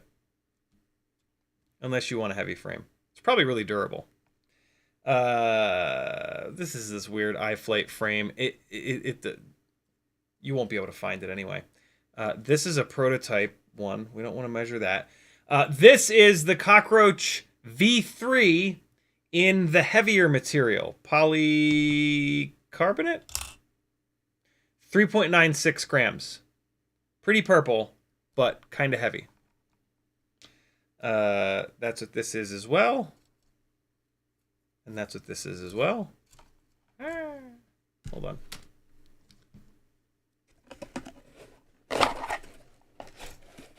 All right. Now we're getting into the good stuff. These are both the softer, lighter ones, as well as this. This is my current favorite frame. NewBeeDrone Cockroach V3 PP polypropylene. Softer. 2.89 grams. This is the Mobula 6 2024 frame. So this is 2.9. This is 2.7. 2.73. Call it 2.7. 0.2 of a gram difference. Just the plastic. But the motor mount bases on the Cockroach V3 are significantly thinner, and they give you much shorter hardware. So this frame ends up weighing less than the Mobula 6 2024 frame because of the hardware that you can use to mount your motors on this versus this. Both frames are great though. Don't get me wrong. I like this one a little bit better. And so now we've got another option, which is the Lite AF racing frame, which also uses the short hardware, right? So the proper comparison is to the V3, right? And again, the V3 is 2.9 grams. The new racing frame, wow, Jesus, 2.35 grams. Good God. 2.35 grams, and it still has the really thin motor bases. So you're still going to use, they give you the shorter hardware in the box. So here's what I mean about that.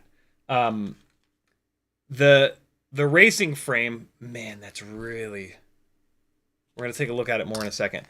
The racing frame, 2.36. Oh, come on, man.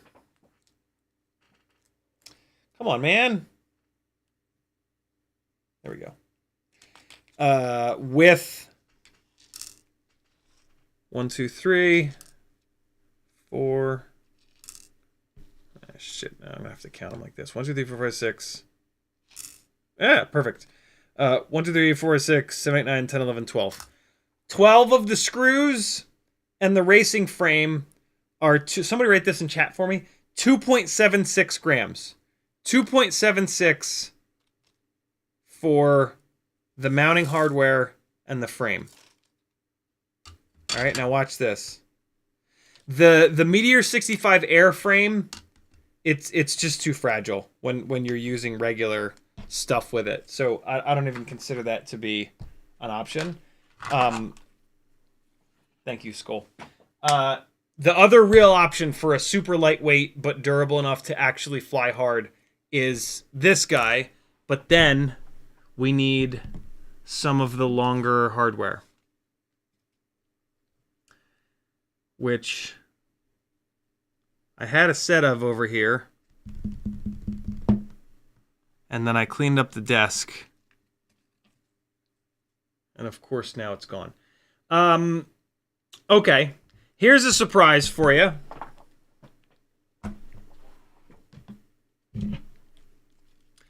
Wait here.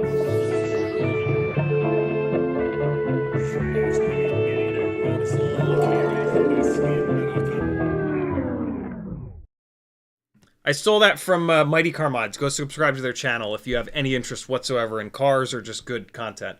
Happy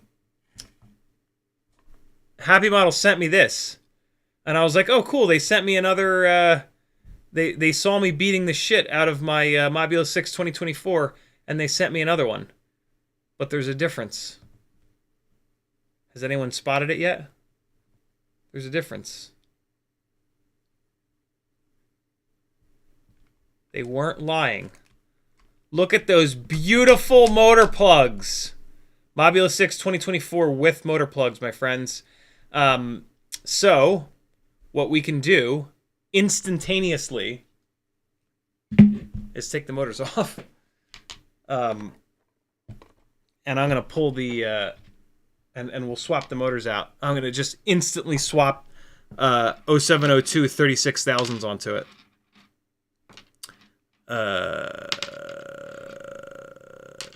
Or I guess I could put the 40,000s on. I know everybody's looking for... Well, yeah, fuck it. We'll do the 40,000s.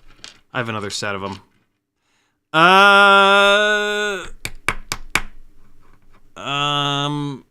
Maybe. Now, let's do... Oh, wait. Hold on. Let's weigh it. Yeah. Let's weigh it. Real quick. So, oh man, I've changed so much on mine though. I wanted to weigh it against the one that I upgraded, but I've changed a bunch on the one that I've well, whatever. It's a half decent comparison.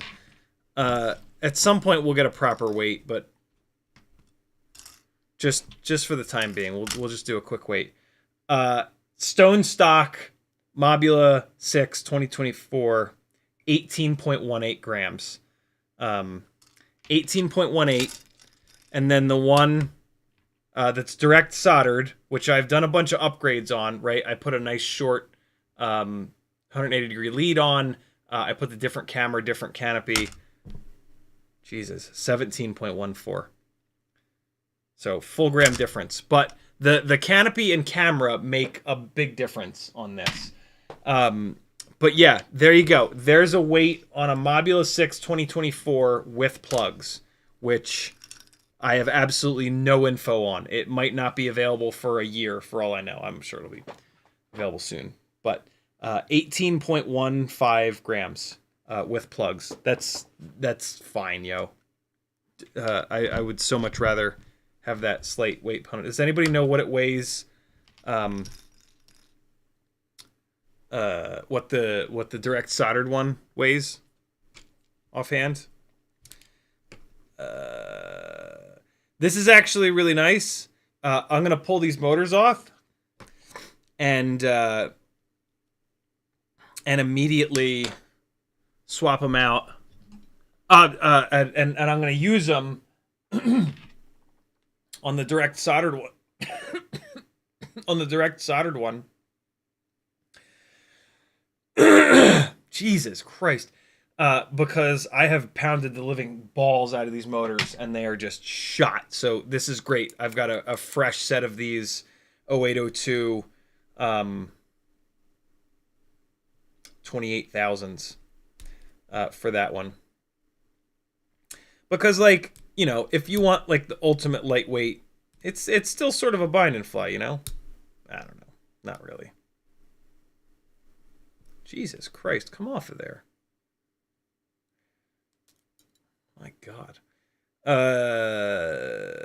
Is this stupid to remove these motors right away and swap them? No? All right, good. Thanks for always having my back, chat. Is there like any value in flying this thing stone stock? I flew it completely unmolested.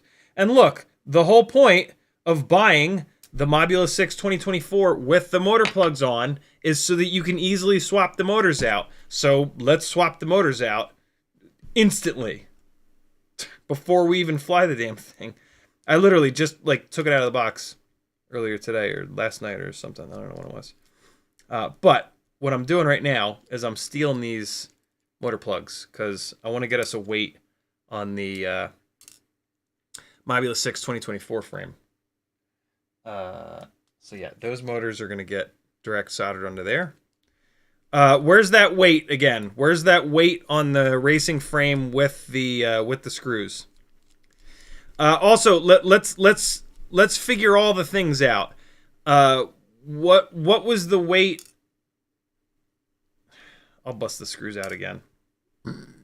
I want to figure out what the NewBeeDrone V3 frame weighs with the screws, what the racing frame weighs, the light Cockroach Lite frame weighs with the screws, and I also want to figure out what we're figuring out right now what this weighs. So somebody grab that weight again for me. Scotty Scott says, my Mobula 6 2024 weighs 17.7 grams. So 0.4 of a gram from the direct soldered one to the motor plug one. If you buy the direct soldered one, you're high as fuck. Wait for the motor plug one. 0.4 grams is well worth having the motor plugs.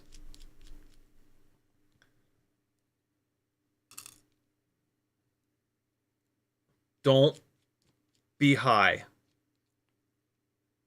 Here we go. You guys get that weight yet? Yo, the regular screws weigh a half a gram. Good Lord, 0.48. What's up, Hypnos?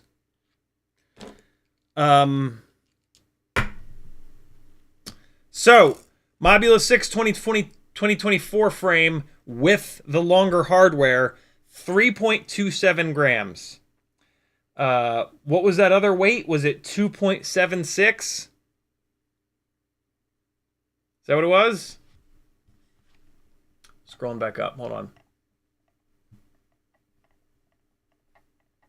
2.76. Yeah, so the race frame is at 2.76 with the screws. The Mobula 6 2024 frame with the longer screws is 3.23 grams. That's a pretty big difference. For racing, that's a huge difference. So somebody put this into chat. Mobula 6 2024, 3.23 grams.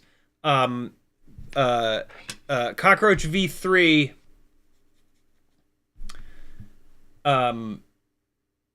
race 2.76, and then let me get you a V3 measurement.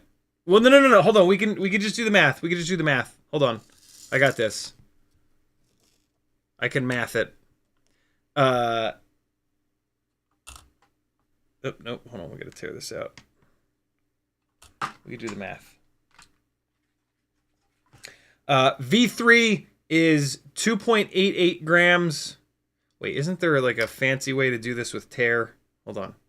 I can do this with tear. Yeah. Put this on here. Tear. Take it off. Put this on. The V3 frame is 0.53 of a gram heavier.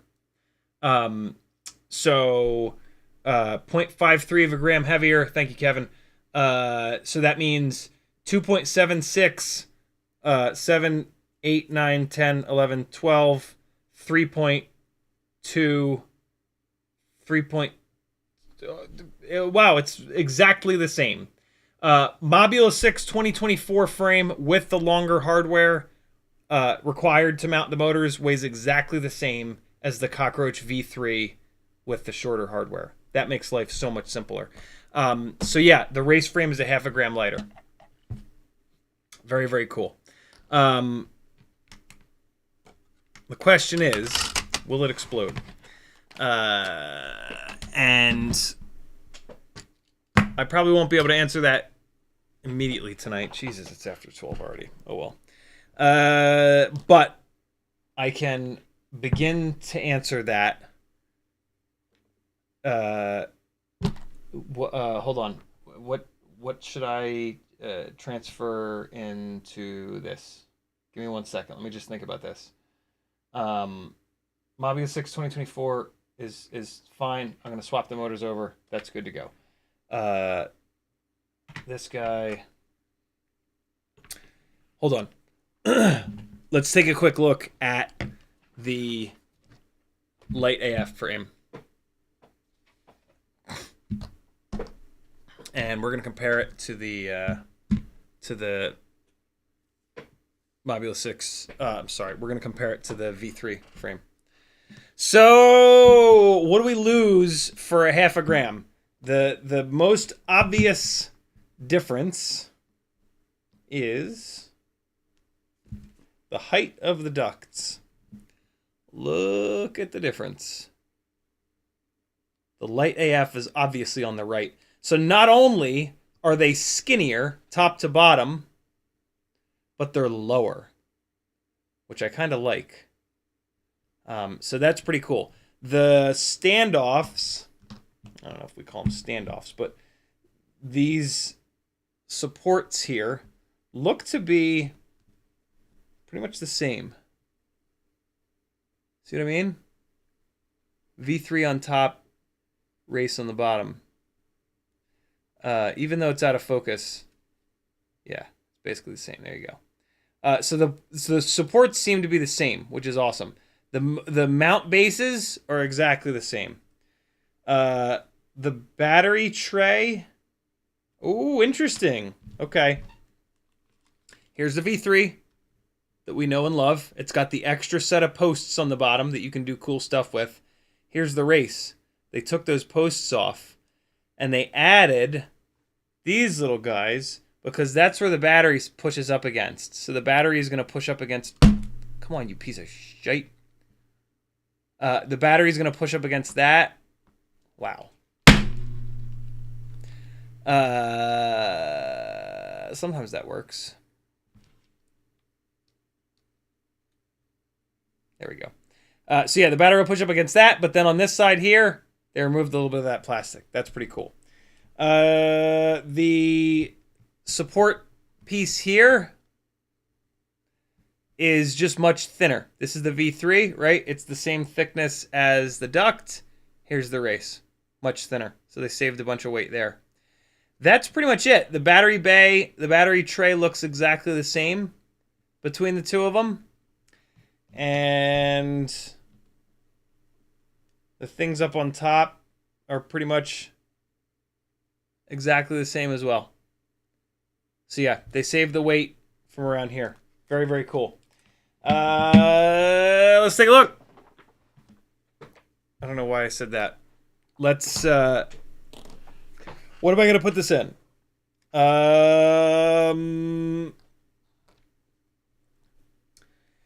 Mobula 6 2024.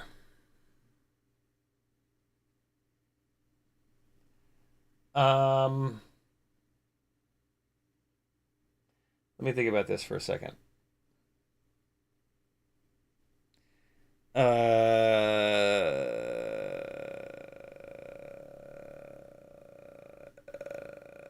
Fully upgraded.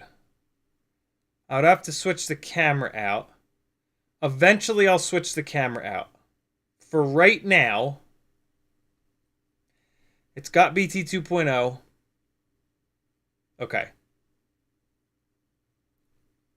Let's pull this apart. Mobula 6 2024. What's up, Kazi? With plugs. Is going to be the new platform for the Ultimate Freestyle Tiny Whoop, I think. As long as they can get the quality control figured out. So, let's start. let's start that right now. I feel okay taking it out of the Modulus 6 nothing wrong with the Modulus 6 2024 frame, but I like the Cockroach frame better. So yeah, let's pull this apart. This is not going to be the final new Ultimate Freestyle Tiny Whoop formula. I don't like this camera. I don't like this canopy. But for the time being, we can get started and start abusing the race frame. And what I can probably do is a quick dump from my existing 2024 into this one, so that we can get this up in the air, fly a bunch of batteries on the race frame, see how it is in terms of vibration resistance, right? I'm going to pull a diff file, and it's going to pull over some aggressive PIDs.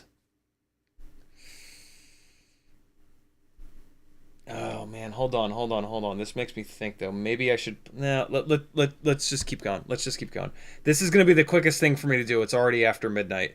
Yeah, this will be the quickest thing for me to do. So let's just mash this in here. Get it bound. Quick diff from the other one, and they sent me 4 of these frames. I'm going to try these frames on a couple of other builds.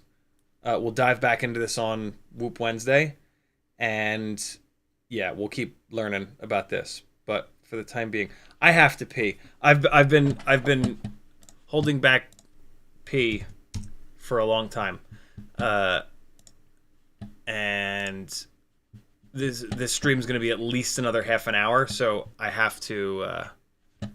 I gotta go. Hold on, let me give you something to watch. Hold on, come on, goddammit. Oh, here.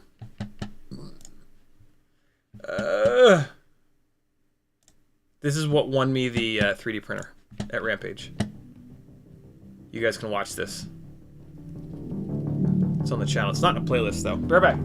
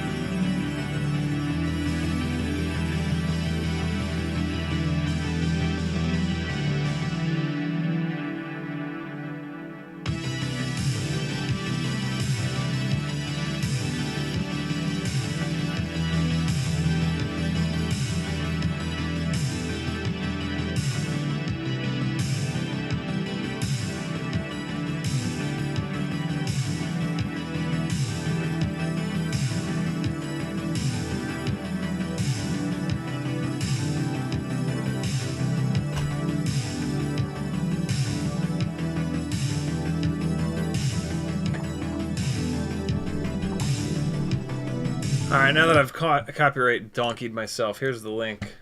It's fine. There's the link. Hold on, I need to put that into a playlist real quick. It's already in 2.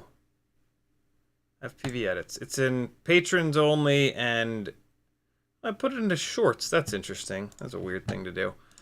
Alright, cool. TGIFPV, yo. What do you think of that? All right, back to it. So I'm gonna use all the stock hardware for this. I just want to slap this together to get this Lite AF frame in the air. But again, we're gonna do more testing of this Lite AF frame on Wednesday of this week.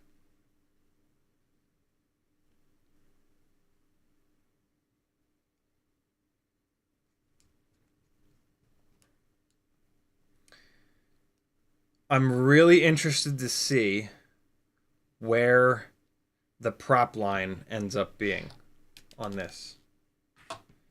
because they made the duct so thin that I'm super curious if it's yeah, what height is it at? Is it at the height for NewBeeDrone motors? Is it at the height for Happy Model motors? I'm starting to realize that, like, so I didn't realize this. The Betaflight 702s are like significantly taller than the Happy Model 702s. And I don't love that. Motors should be as short as possible. These things are very underslung. Like, most of the weight is under the prop line. So the lower that you can make the prop line, the better. And I know that seems like kind of nuts, but it really does make a difference. So yeah. And like I said earlier, the Meteor 65 airframe with Happy Model motors is very fragile. And I think the reason is that the motors are so much lower that whenever you hit something, the guard just slides right up over the propeller. And then so the guard has to deal with all of that energy all by itself. Whereas with the Betaflight motors on there, they're taller, and especially when you have a tri-blade, it's going to put a bunch of that energy into the motor and into the base of the into the motor base, basically. So that would explain why some people find that the Meteor 65 airframe is not super fragile. All right, cool. So this is good. I've got an extra set of this longer, heavier hardware that I can just get out of the way real quick here. And so now we're going to throw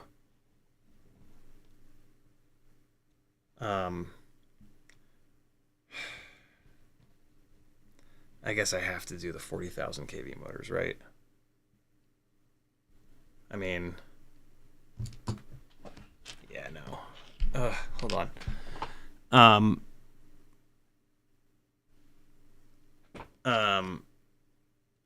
No, because like the most clickbaity thing I can possibly do in the future is like 40,000. Yeah. Because look, this is gonna end up being a 17 point. Oh wow, we can do a 16. Yeah. So we're gonna go as clickbait as possible, of course, because that's the only way to get any success on YouTube. But it'll be pretty fucking hysterical. So we're gonna go 40,000 kV, and then race frame. It's not gonna be 16 grams tonight, but in the future it will be. So let's just do it. And then I'll snag a production set of these 0702 40,000s, and that'll be my extra. The reason why I was thinking about not doing these 40,000s is that I now won't have any extras because I just put the one set on the Walksnail rig. Maybe I'll pull those off the Walksnail rig though. Maybe that Walksnail rig will get the 36,000s because they're plenty. No, that's stupid. I don't know. What's interesting about the Walksnail rig is you got to be careful. So this one, for example, the drift car chasing rig, RC drift car, that is. If I go full throttle with this for more than a second, it browns out the Walksnail VTX and you lose video. So for the freestyle version of it on the 40,000s, I got to be really careful. So maybe I don't, you know what I mean? Maybe don't do that. But I'm super curious what it'll fly like with those. So I'll leave them on for the time being, and then, well, yeah, that'll give me a chance to see how long, like, well, how short rather do I need to hang on the throttle to brown that damn thing out. So that's fine. There'll be some testing there. Here are the shorter screws. They are so short, my God. It's really like absurd. This should be super interesting. Within the next week or two, we will have a 16 gram, 40,000 kV analog tiny whoop. Based off of the Mobula 6 2024 with plugs that you can't get yet. Man, I wonder if... So wait, this frame... Wow, we can get down to... Can we get down to 15 grams? I think we can get down to 15 grams. This race... Oh, God, I totally forgot to mention. The thing that I don't like about the race frame... The hooks are gone. There's no hooks for the Batwing camera mount. So the race frame is not oh, is it polycarbonate? Wow, oh my God, I didn't even do this little test. I didn't do the squish test. Oh my God, it's stiff as hell. What? Hold on. How is it so stiff? How the hell did they do that? Is it polycarbonate? It's kind of shiny. I think maybe they're using another material on this because it is stiffer. It's stiffer in this direction. Wow. I don't know how they did that. That's super interesting. The V3 frame, you can get it in both PC and PP, polycarbonate and polypropylene. I don't know what it is on their website. Can somebody look on their website real quick? Can somebody see on their website what the Lite AF frame is made of? What material it's made of? Maybe they'll give you the option, like on the V3. God damn it! Come on, these little tiny screws are so hard to get in here sometimes. But we're gonna be able to do a very, very, very light build here. Wait till you see how light this build ends up within the next week. Make sure you're subscribed and all those things. You're not going to want to miss this. This is going to be stupid. Because it's going to have these horrendously overpowered motors on it. And it's going to be hysterically light. Tokyo Dom says, maybe try a lower KV and add reverse expo on the motors. I can punch out all day with mine. The reverse expo thing is just insane to me. You're now the second person that's mentioned that. I've never heard of anybody wanting to do that. And in like the last 2 weeks, you're the second person. Rocket Tech says material polypropylene. I'll be damned. Okay. So that material is heavier. The PP material is heavier than the PC material. But it is also stiffer. So they've removed a lot of plastic because it's a 0.5 gram lighter and it's the heavier material. We weighed one of the polypropylene frames earlier. That was one of those was in that stack, and it was significantly heavier as the V3. So wow, they could if they do a PC version of this frame, it'll be even lighter, like maybe another 0.5 gram lighter. This is wild. I hope they do. Although it might be so. It might be too floppy. The V3 design might be the absolute bare minimum of material for the more flexible plastic. So this race frame, since it's a stiffer material, where my mind goes is, will we have issues with it cracking? I remember when NewBeeDrone sent me the V3 in the PP material. they said, yo, this is even more durable. I bet you can't break it. But I wasn't able to break the other one anyway. So yeah, we'll see. I'll be super curious to see if this Lite AF frame is durable or not. My hunch is going to be, though, that since it's a stiffer plastic, we might run into issues of it cracking. 40,000 kV motors should bring that out of it pretty damn quick, though. And me flying. Ragatech says, Google search says PP is lighter, but PC is sturdier. Am I backwards? I might be backwards.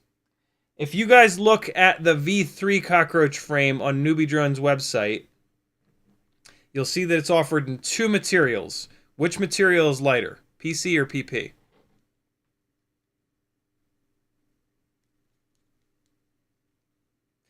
Chronic Nugget says, is there a reason to not use singularities on larger quads? Nope, it's the best antenna available. I use them on everything. Well, I lied. There is a reason. They're expensive, and they are not fragile, but also not durable. They're durable enough, but the smaller the antenna, the tighter the tolerance is. So the less durable it's sort of inherently going to be. And so, yeah, that's the only reason to not run it. I ran them on my Freestyle rigs for a while, but then I break tons of antennas on my Freestyle rigs, and it got a little expensive because they are $20 per. And it's just $20, $20, $20, $20, $20, $20. And so I switched over to some other bigger, heavier antennas that don't perform as well, but for Freestyle, you're not like going super, super, super far away, right? So it's kind of okay.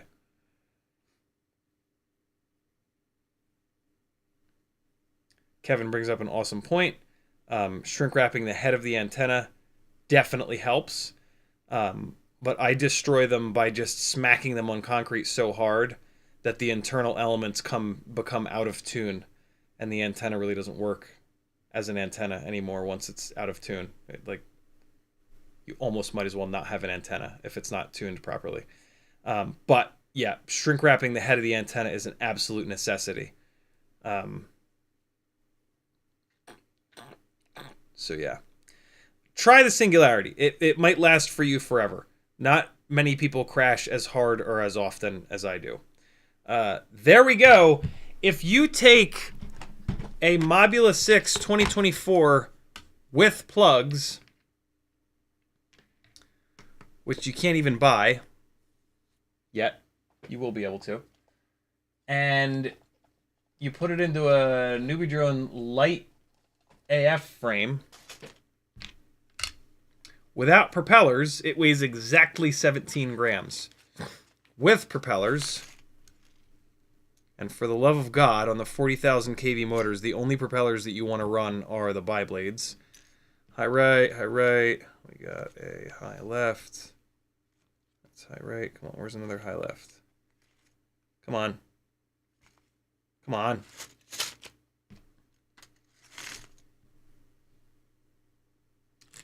All high rights. There we go. High left. With GemFan 1210 bi-blades, left, left, right, right. It weighs 17.7 grams. I will be able to save another half a gram from this by switching the camera and canopy, but we're not going to do that tonight. But that is coming. We are going to do that for absolute certain. Props in or props out? Let's do props. Let's do props in. They're 40,000 kV motors. We'll start playing around with props in. Ooh, that propeller is not going to stay on that motor. Not at 40,000 kV. Hold on. If your propellers are too loose, take your least favorite sharp-tipped tweezers, put the tip in there at a 45-degree angle, and spin it around. You're going to score up the inside of the mounting surface, and that's going to raise some of the plastic so that it grabs onto the motor shaft a little bit better. Props in life. What's that going to be like? Much better. Much better. Okay. Props in. Maybe this one will fit a little bit better. Oh yeah, that one fit perfect. Well, grip's perfect, I should say. They all fit, but... Oh, nope, that one's way too loose. That's weird. Some of these are too loose. These are all brand new. Different batches, maybe. It's an easy fix. Get in there. You do it in the top and the bottom. Put it in there. Square it up. Props in. Much better. Last one. Nope, too loose. One was fine. Apache Smoke's in the house. What's up, homie?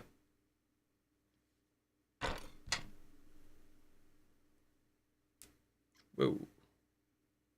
What was that?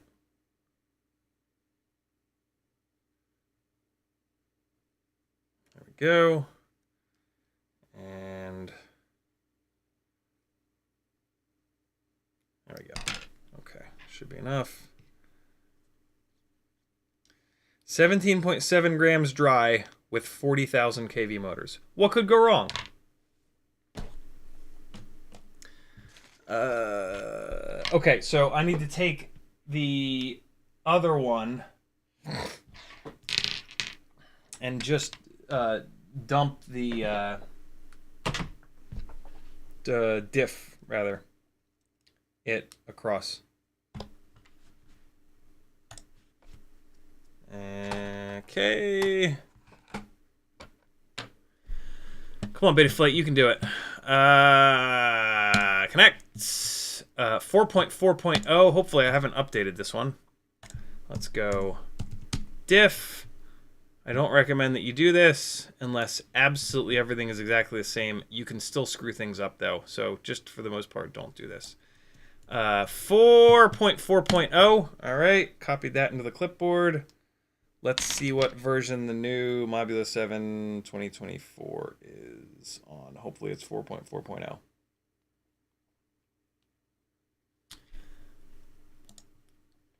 Yes, 4.4.0. Fan-effing-tastic. Paste it in. Look for red text. There won't be any because it's the same version of Betaflight. There we go. And save.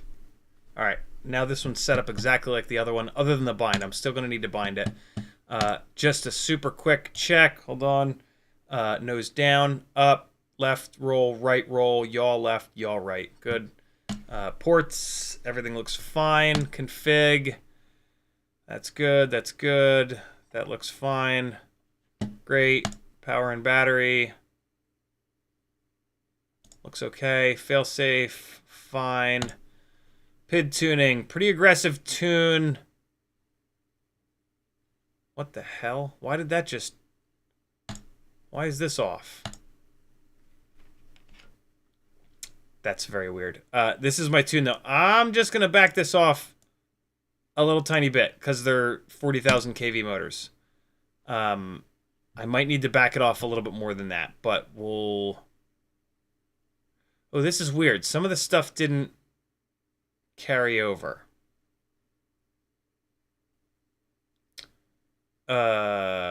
What's happening here? The PIDs didn't come over. Some of the PIDs came over. Let's try this again.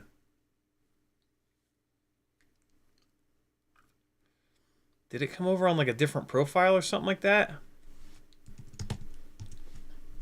That was weird. Let's try this again. Oh, that's strange. That's acting really, really weird. I don't know.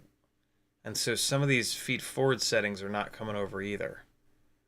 That's odd. Okay. I don't know what that's about, but I'm just going to fix it. So I need to go up here to presets and We're going to go, yep, Express ELRS 500. We're going to go cinematic. Oh, shit. Is it SPI based? Oh, god damn it. No, I'm not going to do that. I'm just going to leave this. This will be fine. Let me back the PIDs off a little tiny. I'm going to actually back them off a bunch. Because I've run these 40,000 kV motors before. They're just so much. Back this master multiplier off. I don't need as much PID value with motors that are this powerful, is basically what's going on here. Throttle midpoint is going to have to come down for sure. Again, because of the higher kV motors. So I'm just kind of taking a guess there. These should be totally fine. These are fresh motors. This looks good. 1,000, 2,000 tear. Okay, great. Modes. My modes did come over. Some of the modes came over. Wow, this is weird, dude. The diff is acting really strange. Certain stuff is just not coming over. Very, very weird. Well, I mean, you shouldn't use diffs anyway. Wow, that's so strange. The specific things that are and aren't coming over. This came over. What is all this? Rate profile selection. What the hell? Oh, this is odd. Very weird. I think maybe this is stuff that Happy Model had set up. Yeah, I don't know. What the hell? Why is motor stop turned on?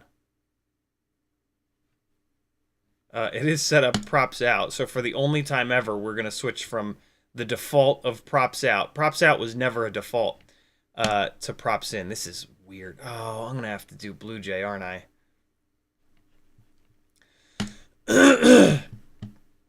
Hold on, let's just keep going.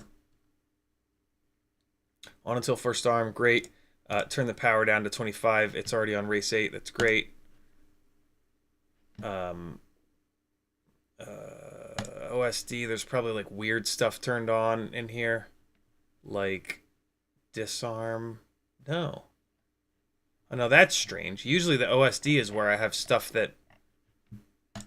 Well, this is the weirdest diff I've ever pulled over. Isn't motor stop supposed to not be turned on? Don't spin the motors one-armed. Yeah, I want the motors to spin one-armed. But why is that turned on? Hold on. Let's put a battery on it and see what happens. Well, I mean, I have to bind it anyway, so let's might as well get it bound. Oh, this is weird. I'm very confused.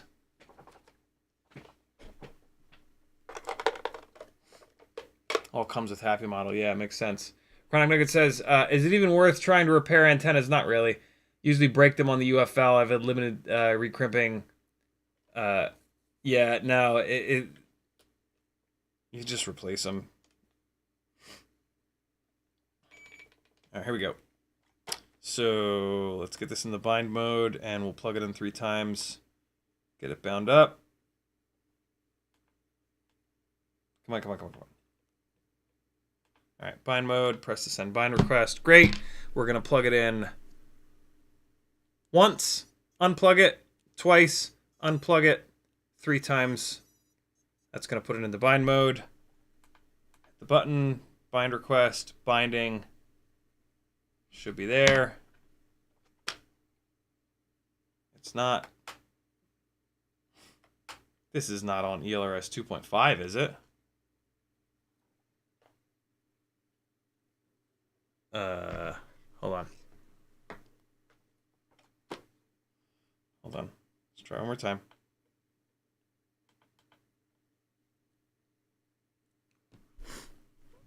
It doesn't appear to be in bind mode. Let's try this again. Once. Actually, maybe it's booting in bind mode. No, it's not. It's not. All right, hold on. Let's try this again. Maybe I wasn't quick enough. Plug, unplug, plug, unplug, plug.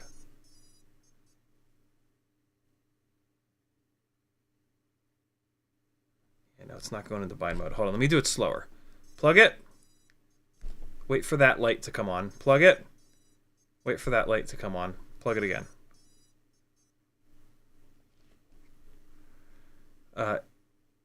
Oh, there it is. Double flash. There we go. Yep, I was doing it too fast. Interesting.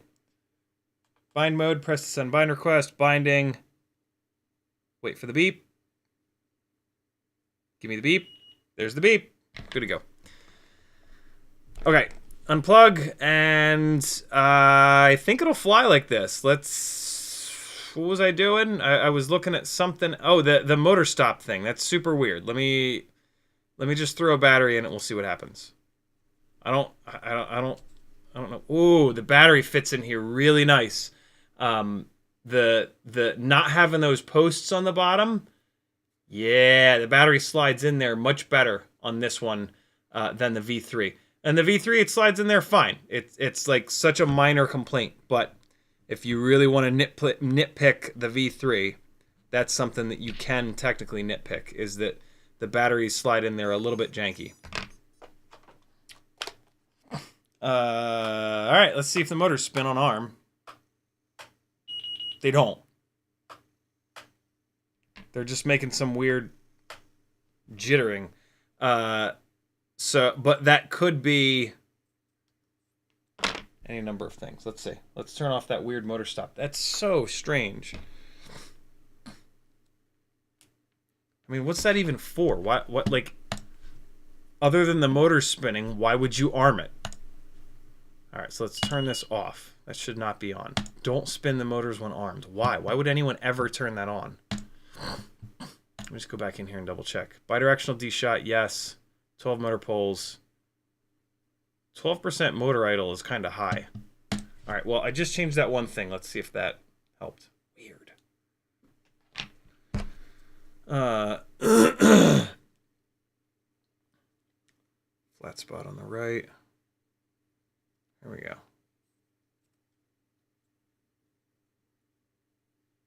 Get in there.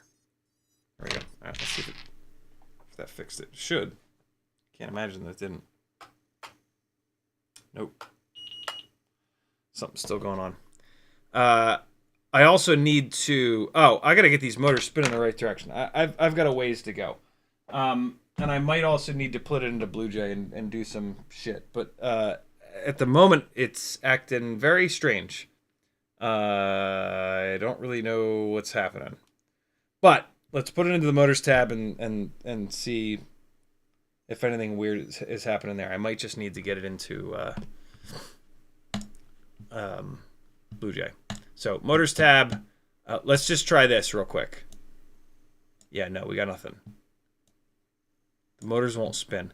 So let's get it out of here, and we're going to go to ESC configurator, and we'll take a look at what is on here at the moment. So we're going to connect. We're going to read settings. And so this has Blue Jay 0.19 OH5. Let's get it on to 0.16. Flash all ESCs, flash local firmware. We're going to go to downloads, and we're going to look for OH5 48. There we go. OH5 48 hex. Blue Jay 0.16. All right, so let's do this. First and foremost, I've not had good luck on any of the Blue Jays after 0.16. The main Blue Jay dev, the last work that he did was 0.16. And in a bunch of quads experience here, 0.16 is the best version of Blue Jay that there's ever been. I've had a whole bunch of really weird issues with 0.17, 8, and 9. Mainly 0.18 and 0.19. 0.20 blows up ESCs, so definitely never, ever, ever do 0.20. But yeah, I've not even had good luck on 0.18 or 0.19. 0.16 is the way to go. All right, so there's that. Startup power is cranked. Let's turn up the beep strength a little bit just so that the beeper is a little bit louder. We're going to turn the beacon delay down to 2 minutes just in case we lose it. Turn on brake on stop. And then we're going to turn on PWM dithering. Right settings. Good to go. Disconnect. Let's get back into Betaflight and see if the motors will turn now. That'd be a good starting point. All right. It has reset 3 times for some reason. No.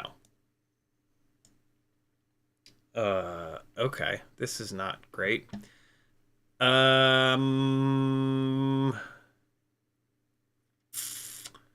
Okay. Why?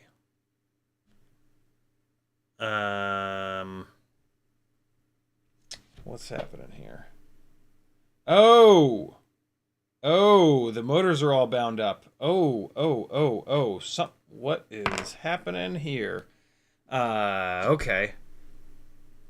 Oh, yeah. Okay, so that's not good. All right.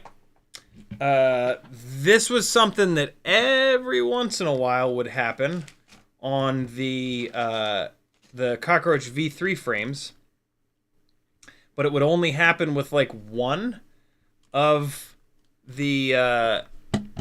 It would only happen with one at a time. The center hole of these new Cockroach frames is a little tight, and what's happening on this race frame is that it's rubbing. You can't see it. The C-clip is still able to turn. Maybe on one of these the C-clip won't turn. Nope, it's turning on that one. Focus, you jackass. Come on. There's so much contrast for you to focus. There we go. Nope, that C-clip is turning. The C-clips are barely turning. Yeah, but they are. You see how tight that is? You see how tight the C-clip is in the hole? It can't be like that. So we are going to have to drill this frame out a little bit. Which means I'm going to have to take all these motors off again. And it's already 12:45.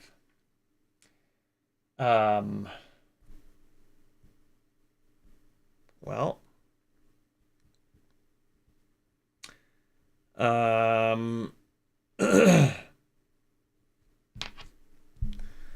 Well.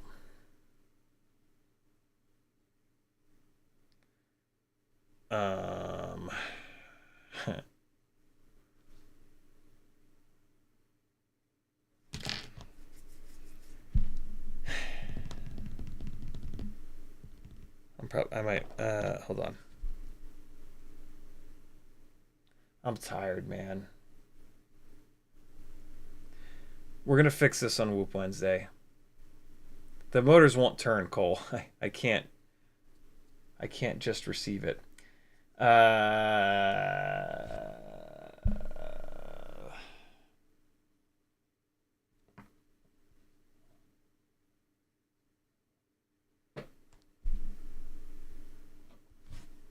Fuck it, let's do it.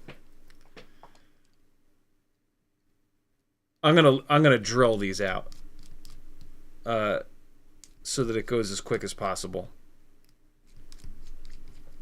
This won't take that long. Hold on, I gotta go grab the. I gotta go grab drill butts.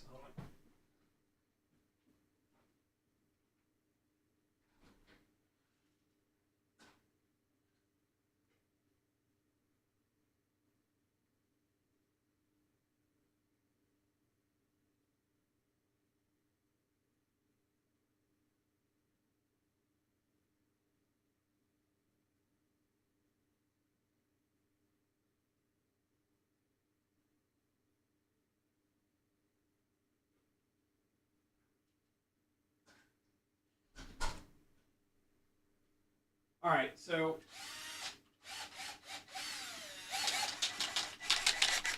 I can almost guarantee you that this frame will work totally fine on NewBeeDrone motors, for the record. But if you want to use Happy Model motors, you're going to need to either file or drill these out. I do not have... it's looking like it's going to be an 1/8 inch drill bit. Why do they make the... They should make these drill bits fit even tighter in here so that nobody can ever get them out. Jesus, hell. Is 1/8 inch big enough? That's probably perfect. Might still be too small. 1/8 inch is either going to be perfect or the tiniest little bit too small. And then I'll bet you that 9/64 is going to potentially be a little bit too big. But let's take a quick look. What I'll try to do with the 1/8 is kind of one of these. Like just, you know what I mean? While it's spinning. Take a little bit of extra material off. Alright, let's see. Bolt this motor back down. We'll see if it spins. Spins freely.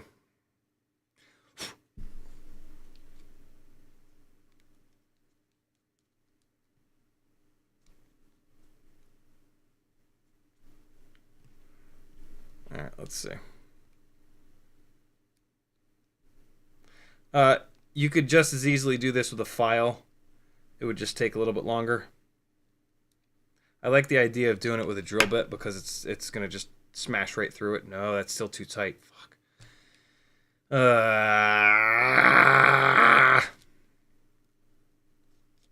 It's still binding.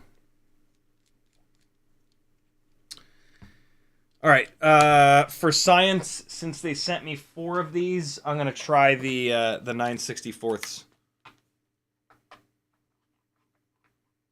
And if I wreck this frame, I wreck it. I'm sure it'll be fine though. There's 9/64. Okay. Come on. There we go. All right. Oh yeah, that's quite a bit bigger. Oh yeah, that's taking some material off. Yikes. Hold on, let me back it out actually. Ah, there we go. Cool. Ah, it's good to go. It really bit on the first time through. But then as soon as I backed it out. Alright, so here's the amount of material that it took off. Just to give you an idea. It just took off like one little spiral. So let's see if that's enough. That's what it took off. Just one. That's probably just like one complete spiral of plastic. You know what I mean?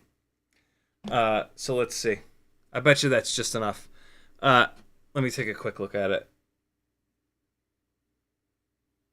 Yeah, well, it took a little bit more off, and it's sitting up and around the hole. So it looks like it took two loops of material off, basically. 2 little chompies. These motors are so small that you can't have like anything rubbing against them, or they won't be able to start spinning. Once they're spinning, they're fine, but it's getting them started spinning that's the tough part. Yeah, it took twice as much material off that I just showed you. So let's see if that's enough. I like to think that doing it with a drill bit like that, it kind of centers itself. That's what I worry about with the doing it with a file, is that you're going to file one side harder than the other.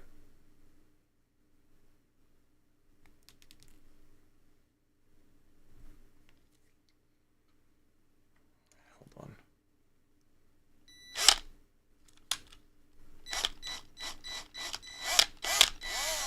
I just want to rock it around a little bit to make sure that there's nothing on the edges that's going to like kind of hang over. All right, let's see here.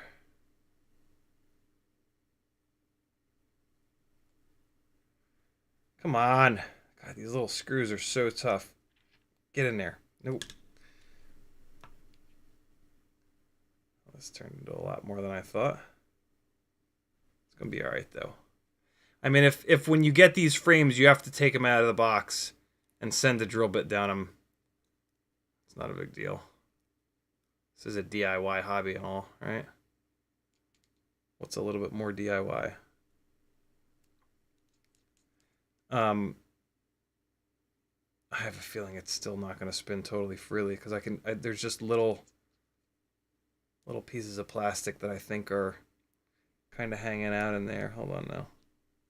I might actually need to follow the drill bit up with a file to get all the excess plastic off. Nope, nope, nope, we're good. We're good. That's fine. Yep, that's spinning freely now. Okay, yeah, so 9/64ths drill bit.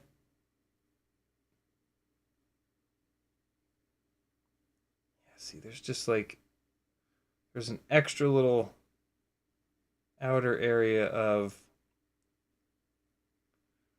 plastic that, even though it doesn't feel like it's rubbing. Ah, there we go. Yeah, no, we're good. Yeah, I see. Because it's pulling the plastic outwards. It looks worse than it is. It's fine. Yep. Yeah, it's fine in there. Okay. Yeah, so you can just fire the drill bit down it. It's not going to look like it. Yeah, it'll be fine. All right. So let's just do that 3 more times real quick. And then I think we'll be fine. I don't know why I put that down. Here we go.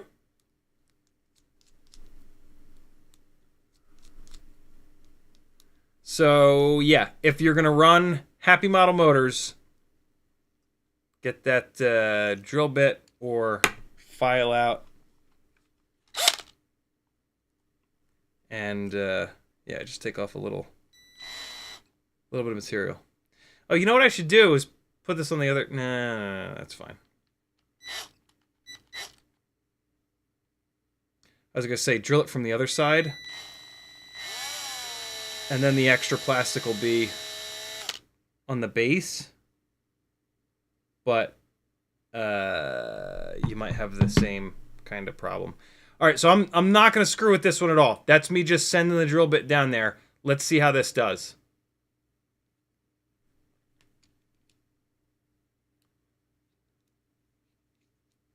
I mean, the next couple ones of these that I do, I'm gonna do this, and then I'm gonna just bring the file in just to totally clean it up.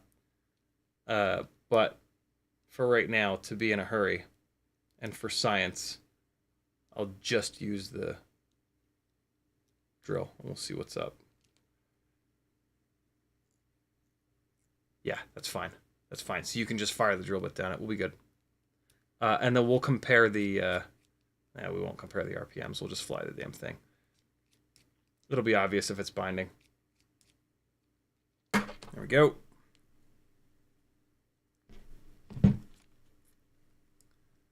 All right.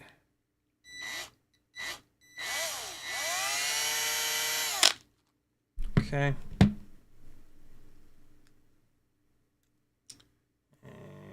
All right.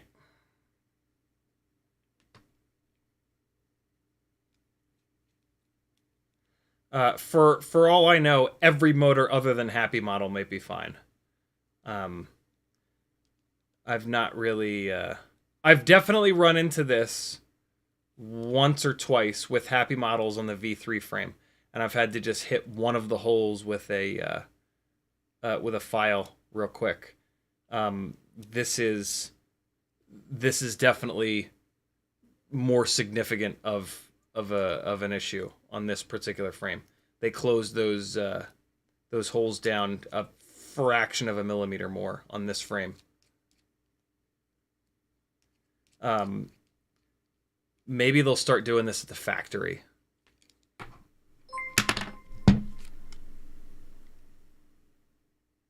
Red Dog, thanks for the subscription, brother. Enjoy yourself.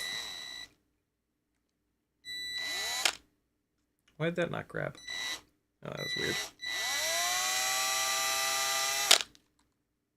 Okay. Yeah, it's pulling a bunch of the plastic out, but it's pulling it out of the way. So it's fine.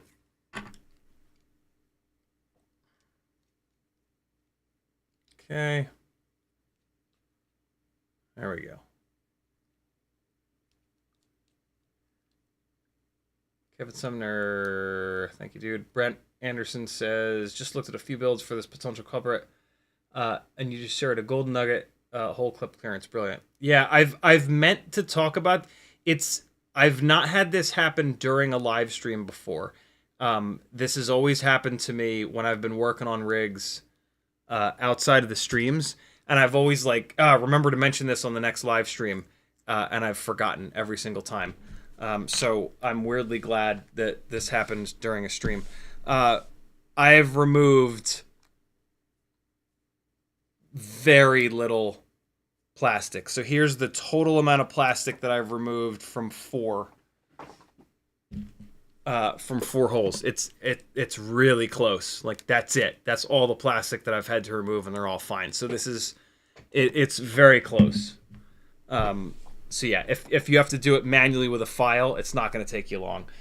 What I am going to say, though, is put the file all the way down there so that you got the whole... Don't use the thin part of the file and try to go around like this.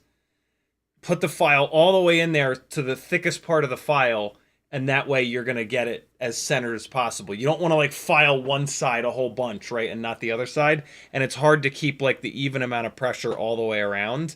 So get a file that barely fits, or even better, a file that doesn't fit, so you can put it all the way in there and then just like spin the file around, and it'll just take a little bit of material out.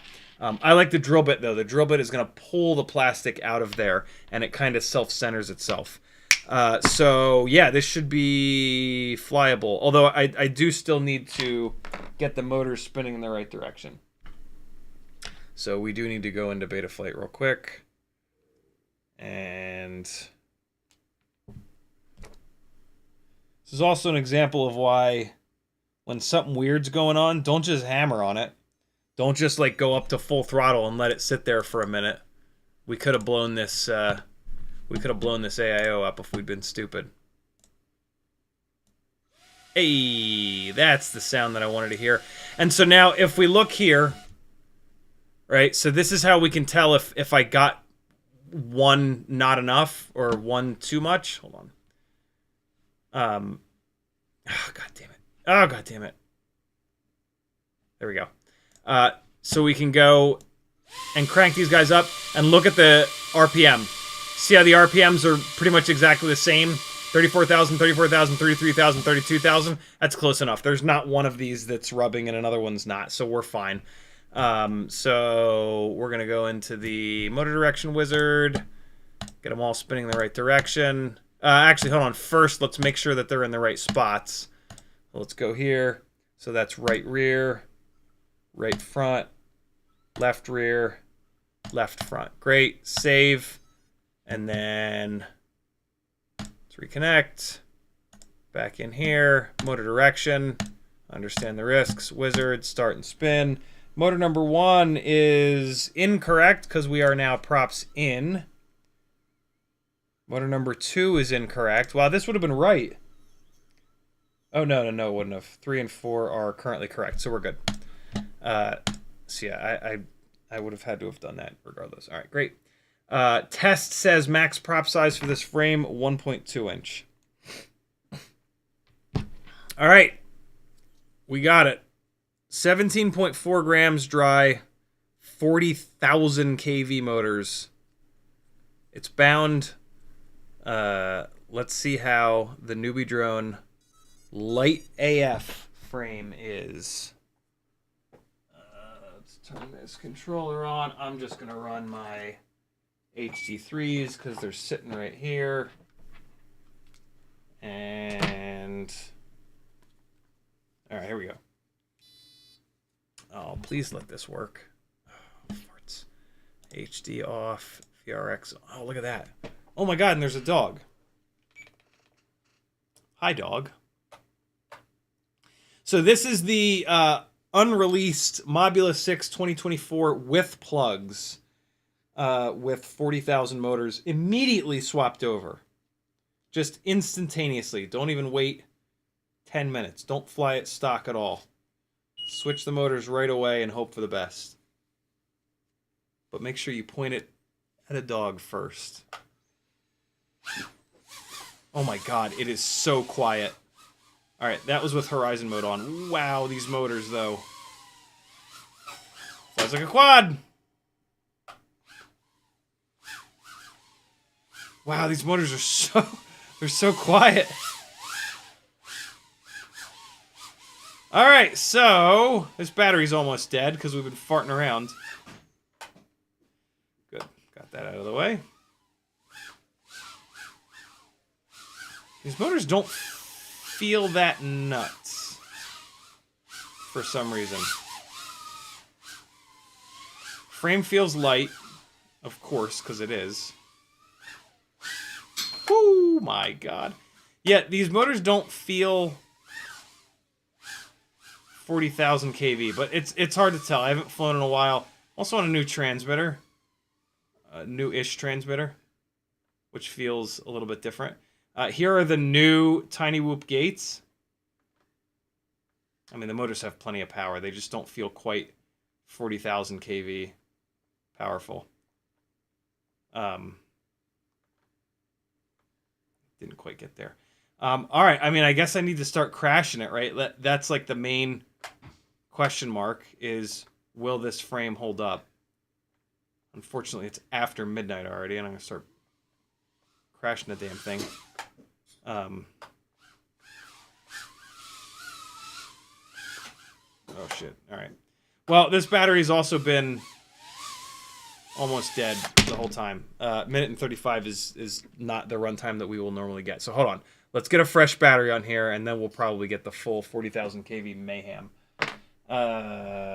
BetaFPV lava battery going on. Flat spot to the right. All right, so this should be the proper test of these. I mean, I've run these motors before. I kind of know what to expect. This is a heavy camera and canopy. And so, yeah, the ultralight frame. Oh god, that was weird. What was that about? Back up, buddy. Come on, back up, back up, back up. Uh-oh. Buddy! Not right now. Now's not the time. Alright, so that was really weird. And the battery, why is the battery all the way down at... Whew, yeah, okay. It feels weird. Oh, and it's acting weird. Okay, yeah. There's the 40,000 kV. Jesus Christ. Oh god, oh god. Okay, hold on. Yikes. Yikes. Yeah, there it is. There's the power. Oh my god. Yeah, okay. They are indeed 40,000 kV. The tune is, yeah, I don't know. First battery on the CIO. Oh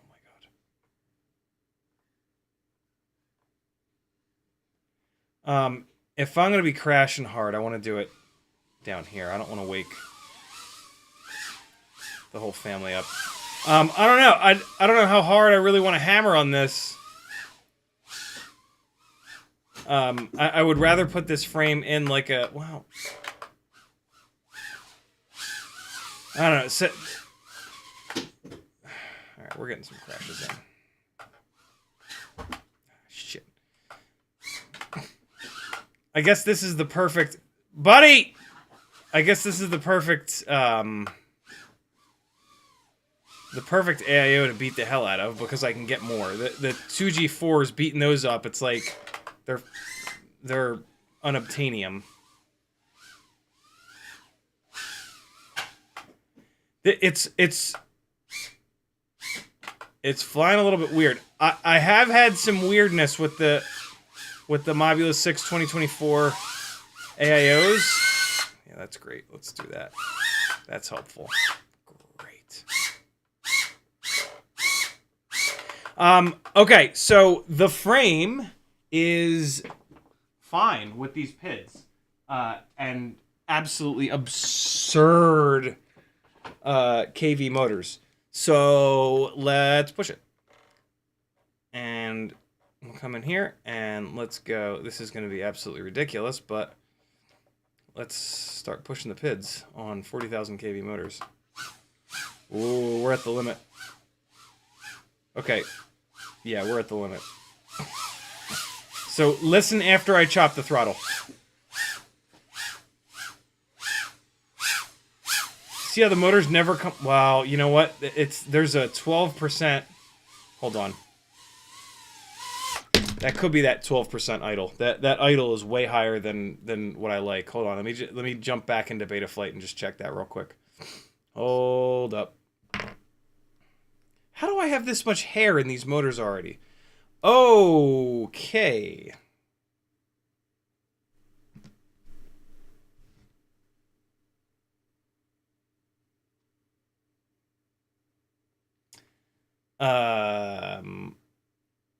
Which crash was that? There was one big hit, right?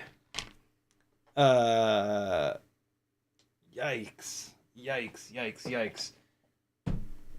That was awful fast.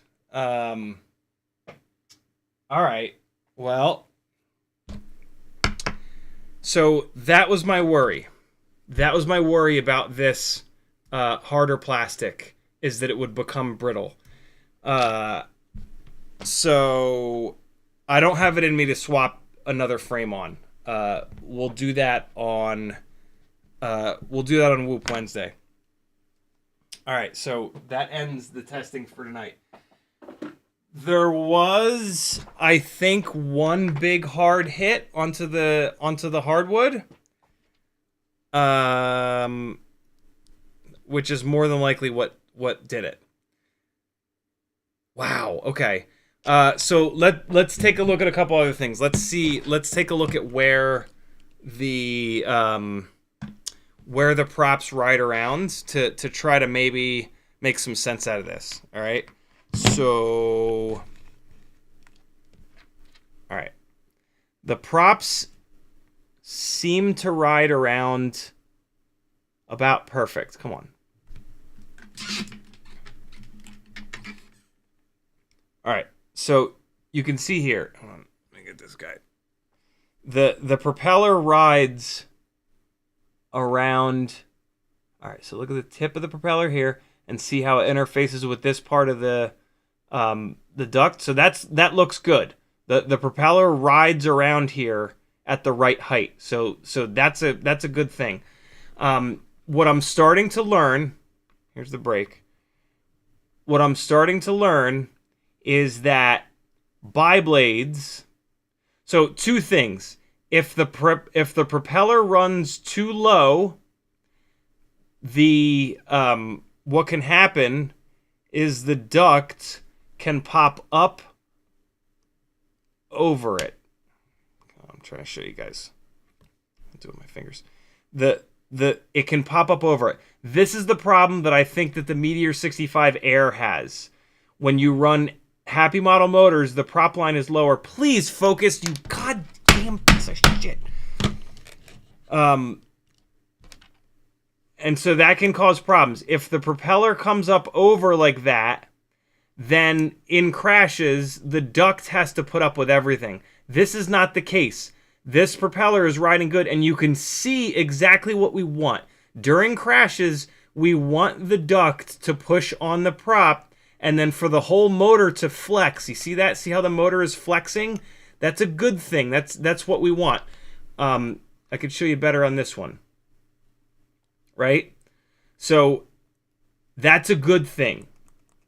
This frame, and just this is what I like about the V3 frames, is that this happens. Compare that to the Meteor 65 frame, or in this case the Crown frame, and see how low the propeller sits? So what happens when you crash this frame is that exactly that. And then so you hit the wall, this pushes up, and then the propeller spins out of the way, and then this frame bends all the way up here like this, and then and so that kills these ducts, right? So the Meteor 65 frame is like this, the Meteor 65 Air frame is like this, and this crown frame is like this when you use these shorter motors. The Happy Model motors are a little bit shorter, which is a good thing. The Betaflight motors are taller, and you don't have this happen. All right? So we haven't really talked too much about that. But yeah, I want to start talking about that. That's not the case here. This propeller is correctly in here. What I think killed this frame is that the material is stiffer. They've obviously made this really thin, but I think what killed this frame is the bi-blades. If you have a tri-blade on here, like this, here's another Cockroach V3 frame. If you have a tri-blade, so we're already seeing this is what we want. This is the Cockroach V3 frame. So the prop line is good. See where the prop rides around the middle of the duct? That's correct, right? So this frame we could run with a bi-blade and it would probably be fine. But with a tri-blade, it's even better because there's no way for the tri-blade to rotate completely out of the way. Worst case, it's here. And so, yeah, I think maybe, and this is a race frame, and all the racers run tri-blades. Maybe, you have to run tri-blades on this frame. Or maybe I just hit perfectly wrong, and I just happened to break it. But I don't know. I'm trying my best to kind of figure this out. But, yeah, that happened awful quick. The material is bendy, right? Like, look how much I can bend this, right? This frame is fucked now anyway, so might as well just mangle this fucker. But this material is bendy. It's just what happens when you hit it really sharply. So there's a chance that this frame is not a good match with bi-blades. It's definitely a good match with Happy Model motors as long as you drill out the motor holes in the bottom so that they don't rub on the C-clips. But yeah, that happened in one battery. So we will see. Kelvin, yeah, man, this happened on the first battery. And I'm just kind of theorizing what may have happened. Little dab of E6000 on here will absolutely bring this thing back to life. They sent me 4 of them, though, so I'm not going to do that. You can also put a little piece of shrink wrap here. You can do, slide the shrink wrap on, and then it'll bridge the gap. The only problem with doing that, you got to be careful when you glue these frames together because you can't have the propeller come around and hit it.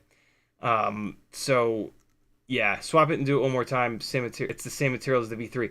So Calvin, hey, we were talking about this. This is the heavier material, right? The V3 frame that I like is the lighter weight, more gummy material. Hold on, let me go on the website and hey, Calvin, the other issue is that with Happy Model motors, the C-clips are too big. The motors will not spin in this frame.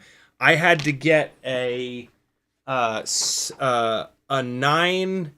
I had to use a 9/64ths of an inch drill bit and drill out the center holes on either one of these. Otherwise, the motors would not spin at all. Just so that you know.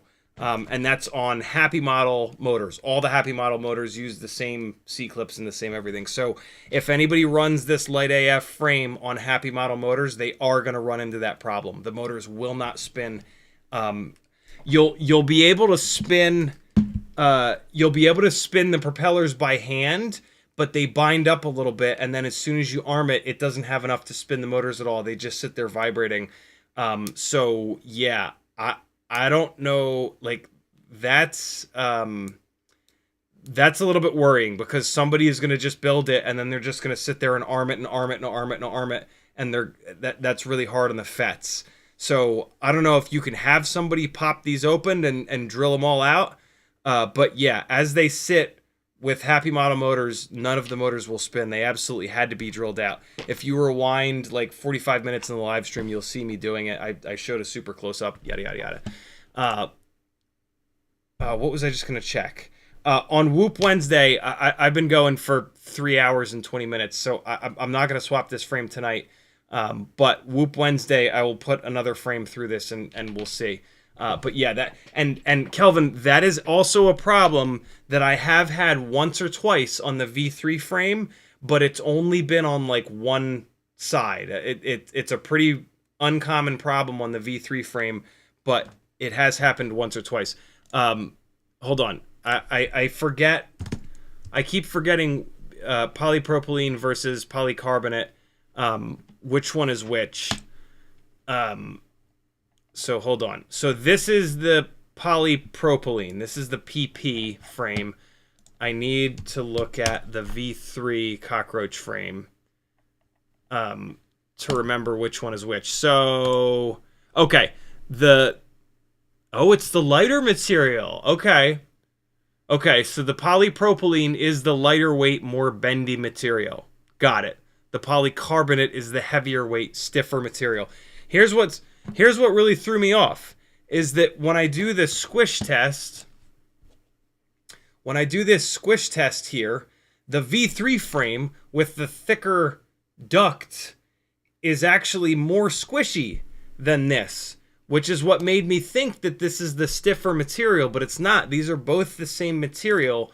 So I'm guessing that this duct is thicker in this dimension than this guy. Which is super interesting. But man, yeah. Okay, so we're gonna test this more on Whoop Wednesday. And I'm gonna watch this stream back to see how hard that hit was that I took. Because I don't. Well, hold on. Can I just do that? Can I go to my own stream? Is that a thing? Because it was just that one battery, and I did go like immediately upstairs. Hold on, let's see. View your channel. Oh man, this is some Inception shit. Well, let's turn this off. Okay, where are we flying it? Here we go. All right, so it had to have happened upstairs. There's no way that it happened down here. Well, screw it. Let's go through all the crashes and let's see if we can figure it out. So we're up. This was that first battery that was almost all the way discharged already. So I did hit the symbol there with the front right. So this happened on the front left. So that wasn't the crash. This happened on the front left. Let's see. Where did I hit the front left?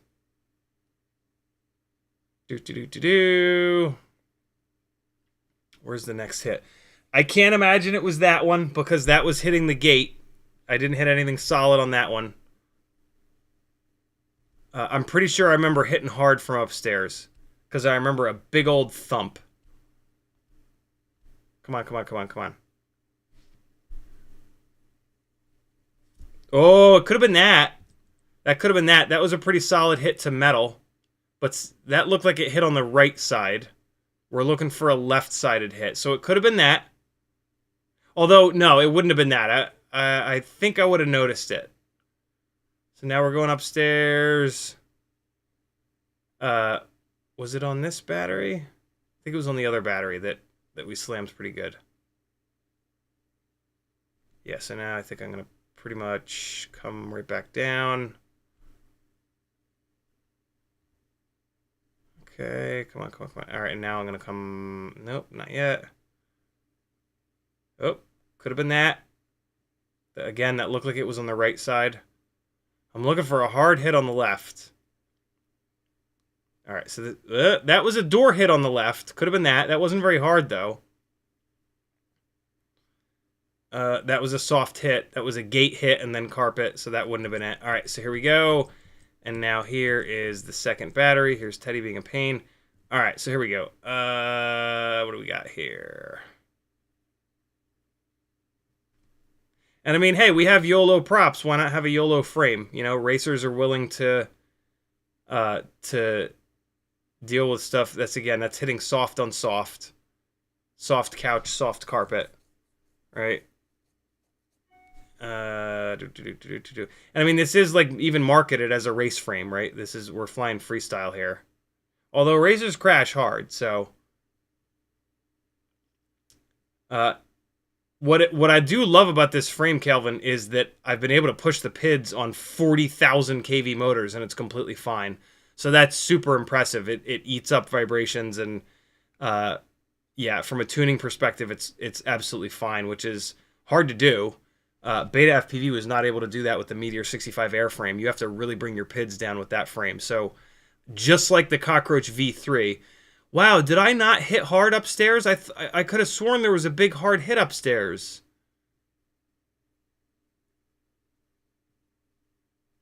Hell, what was the what? No, that was hitting the gate. That's not hitting anything solid. Wasn't there like a big slam? That's hitting the gate. That's a super soft hit. Super soft again. That's hitting another gate. Teddy, come on. Did I go back upstairs, maybe?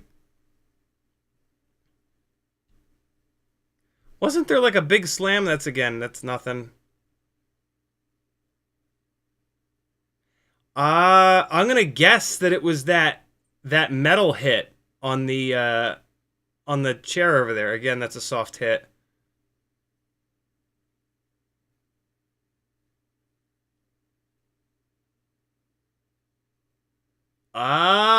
It could have been that. It really jammed in there hard. I mean, it's soft material that it's hitting, but it really did get jammed in there. I guess it could have been that.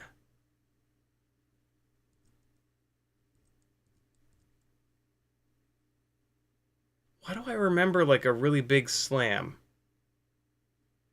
Weird. It could have been that cymbal hit too. The cymbal is like sharp metal. And I dinged it. Wow, no, that's it.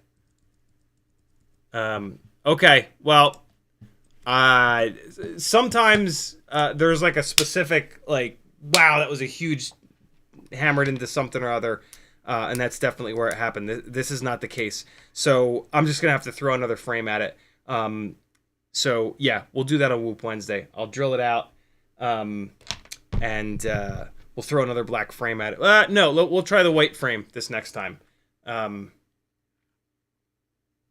we're going to use the other black frame. Cool. The end of mailbag.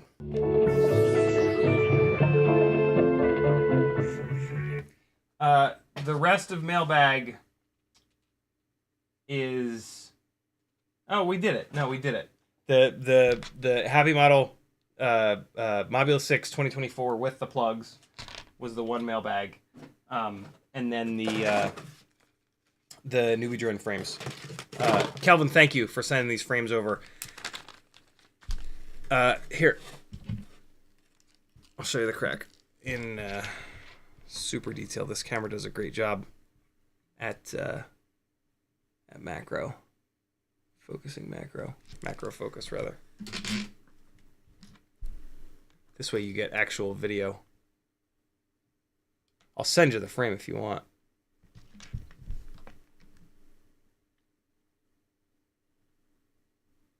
There you go. Yeah, let me know if you want me to send you the frame. I'll print a quick label. But let me test the other one first. There it is. I don't think there's like a seam there or anything, is there? Doesn't look like there's any kind of a seam there. But yeah, there you go. All right, friends. That's it for me. I'll see you guys on Wednesday. Thanks for hanging out. CiottiFPV.com to support the madness. I appreciate every single one of you. Be good. Have a great night. Shout out to NewBeeDrone for putting it on the line and making the lightest frame. Oh, look at that. That's a cool new sticker. that they sent. And, you know, coming to the chat, asking questions, getting feedback. Don't see really anybody else doing that. That's pretty top-level stuff, yo. We'll get it straightened out. Maybe I hit it exactly wrong. Maybe it's a YOLO frame. We got YOLO props. Maybe we got a YOLO frame now. Super lightweight. I can't believe how light this is. I think we can... we might be able to get a build down to 15 grams with this frame. And if we can get a build down to 15 grams, that'll actually help, right, with the durability side of things. So maybe you just have to build crazy lightweight with this. We'll see. No need to send me back the frame. Fair enough. Thanks for hanging, Kelvin. Thanks for creating cool stuff, you know, and caring about it, not just farting it out into the world and going, good luck, people. We need more manufacturers that pay attention to the people that are pounding on this stuff and get the actual feedback. So, love you guys. Be good. Bye, bye, bye, bye, bye, bye, bye. I'm not ready. Here's a little bit more tiny whooping from Rampage. See you guys Wednesday. Still not ready. Here you go. Bye. Oh, here's the 75mm rig, actually. With Walksnail from Rampage. Later, friends.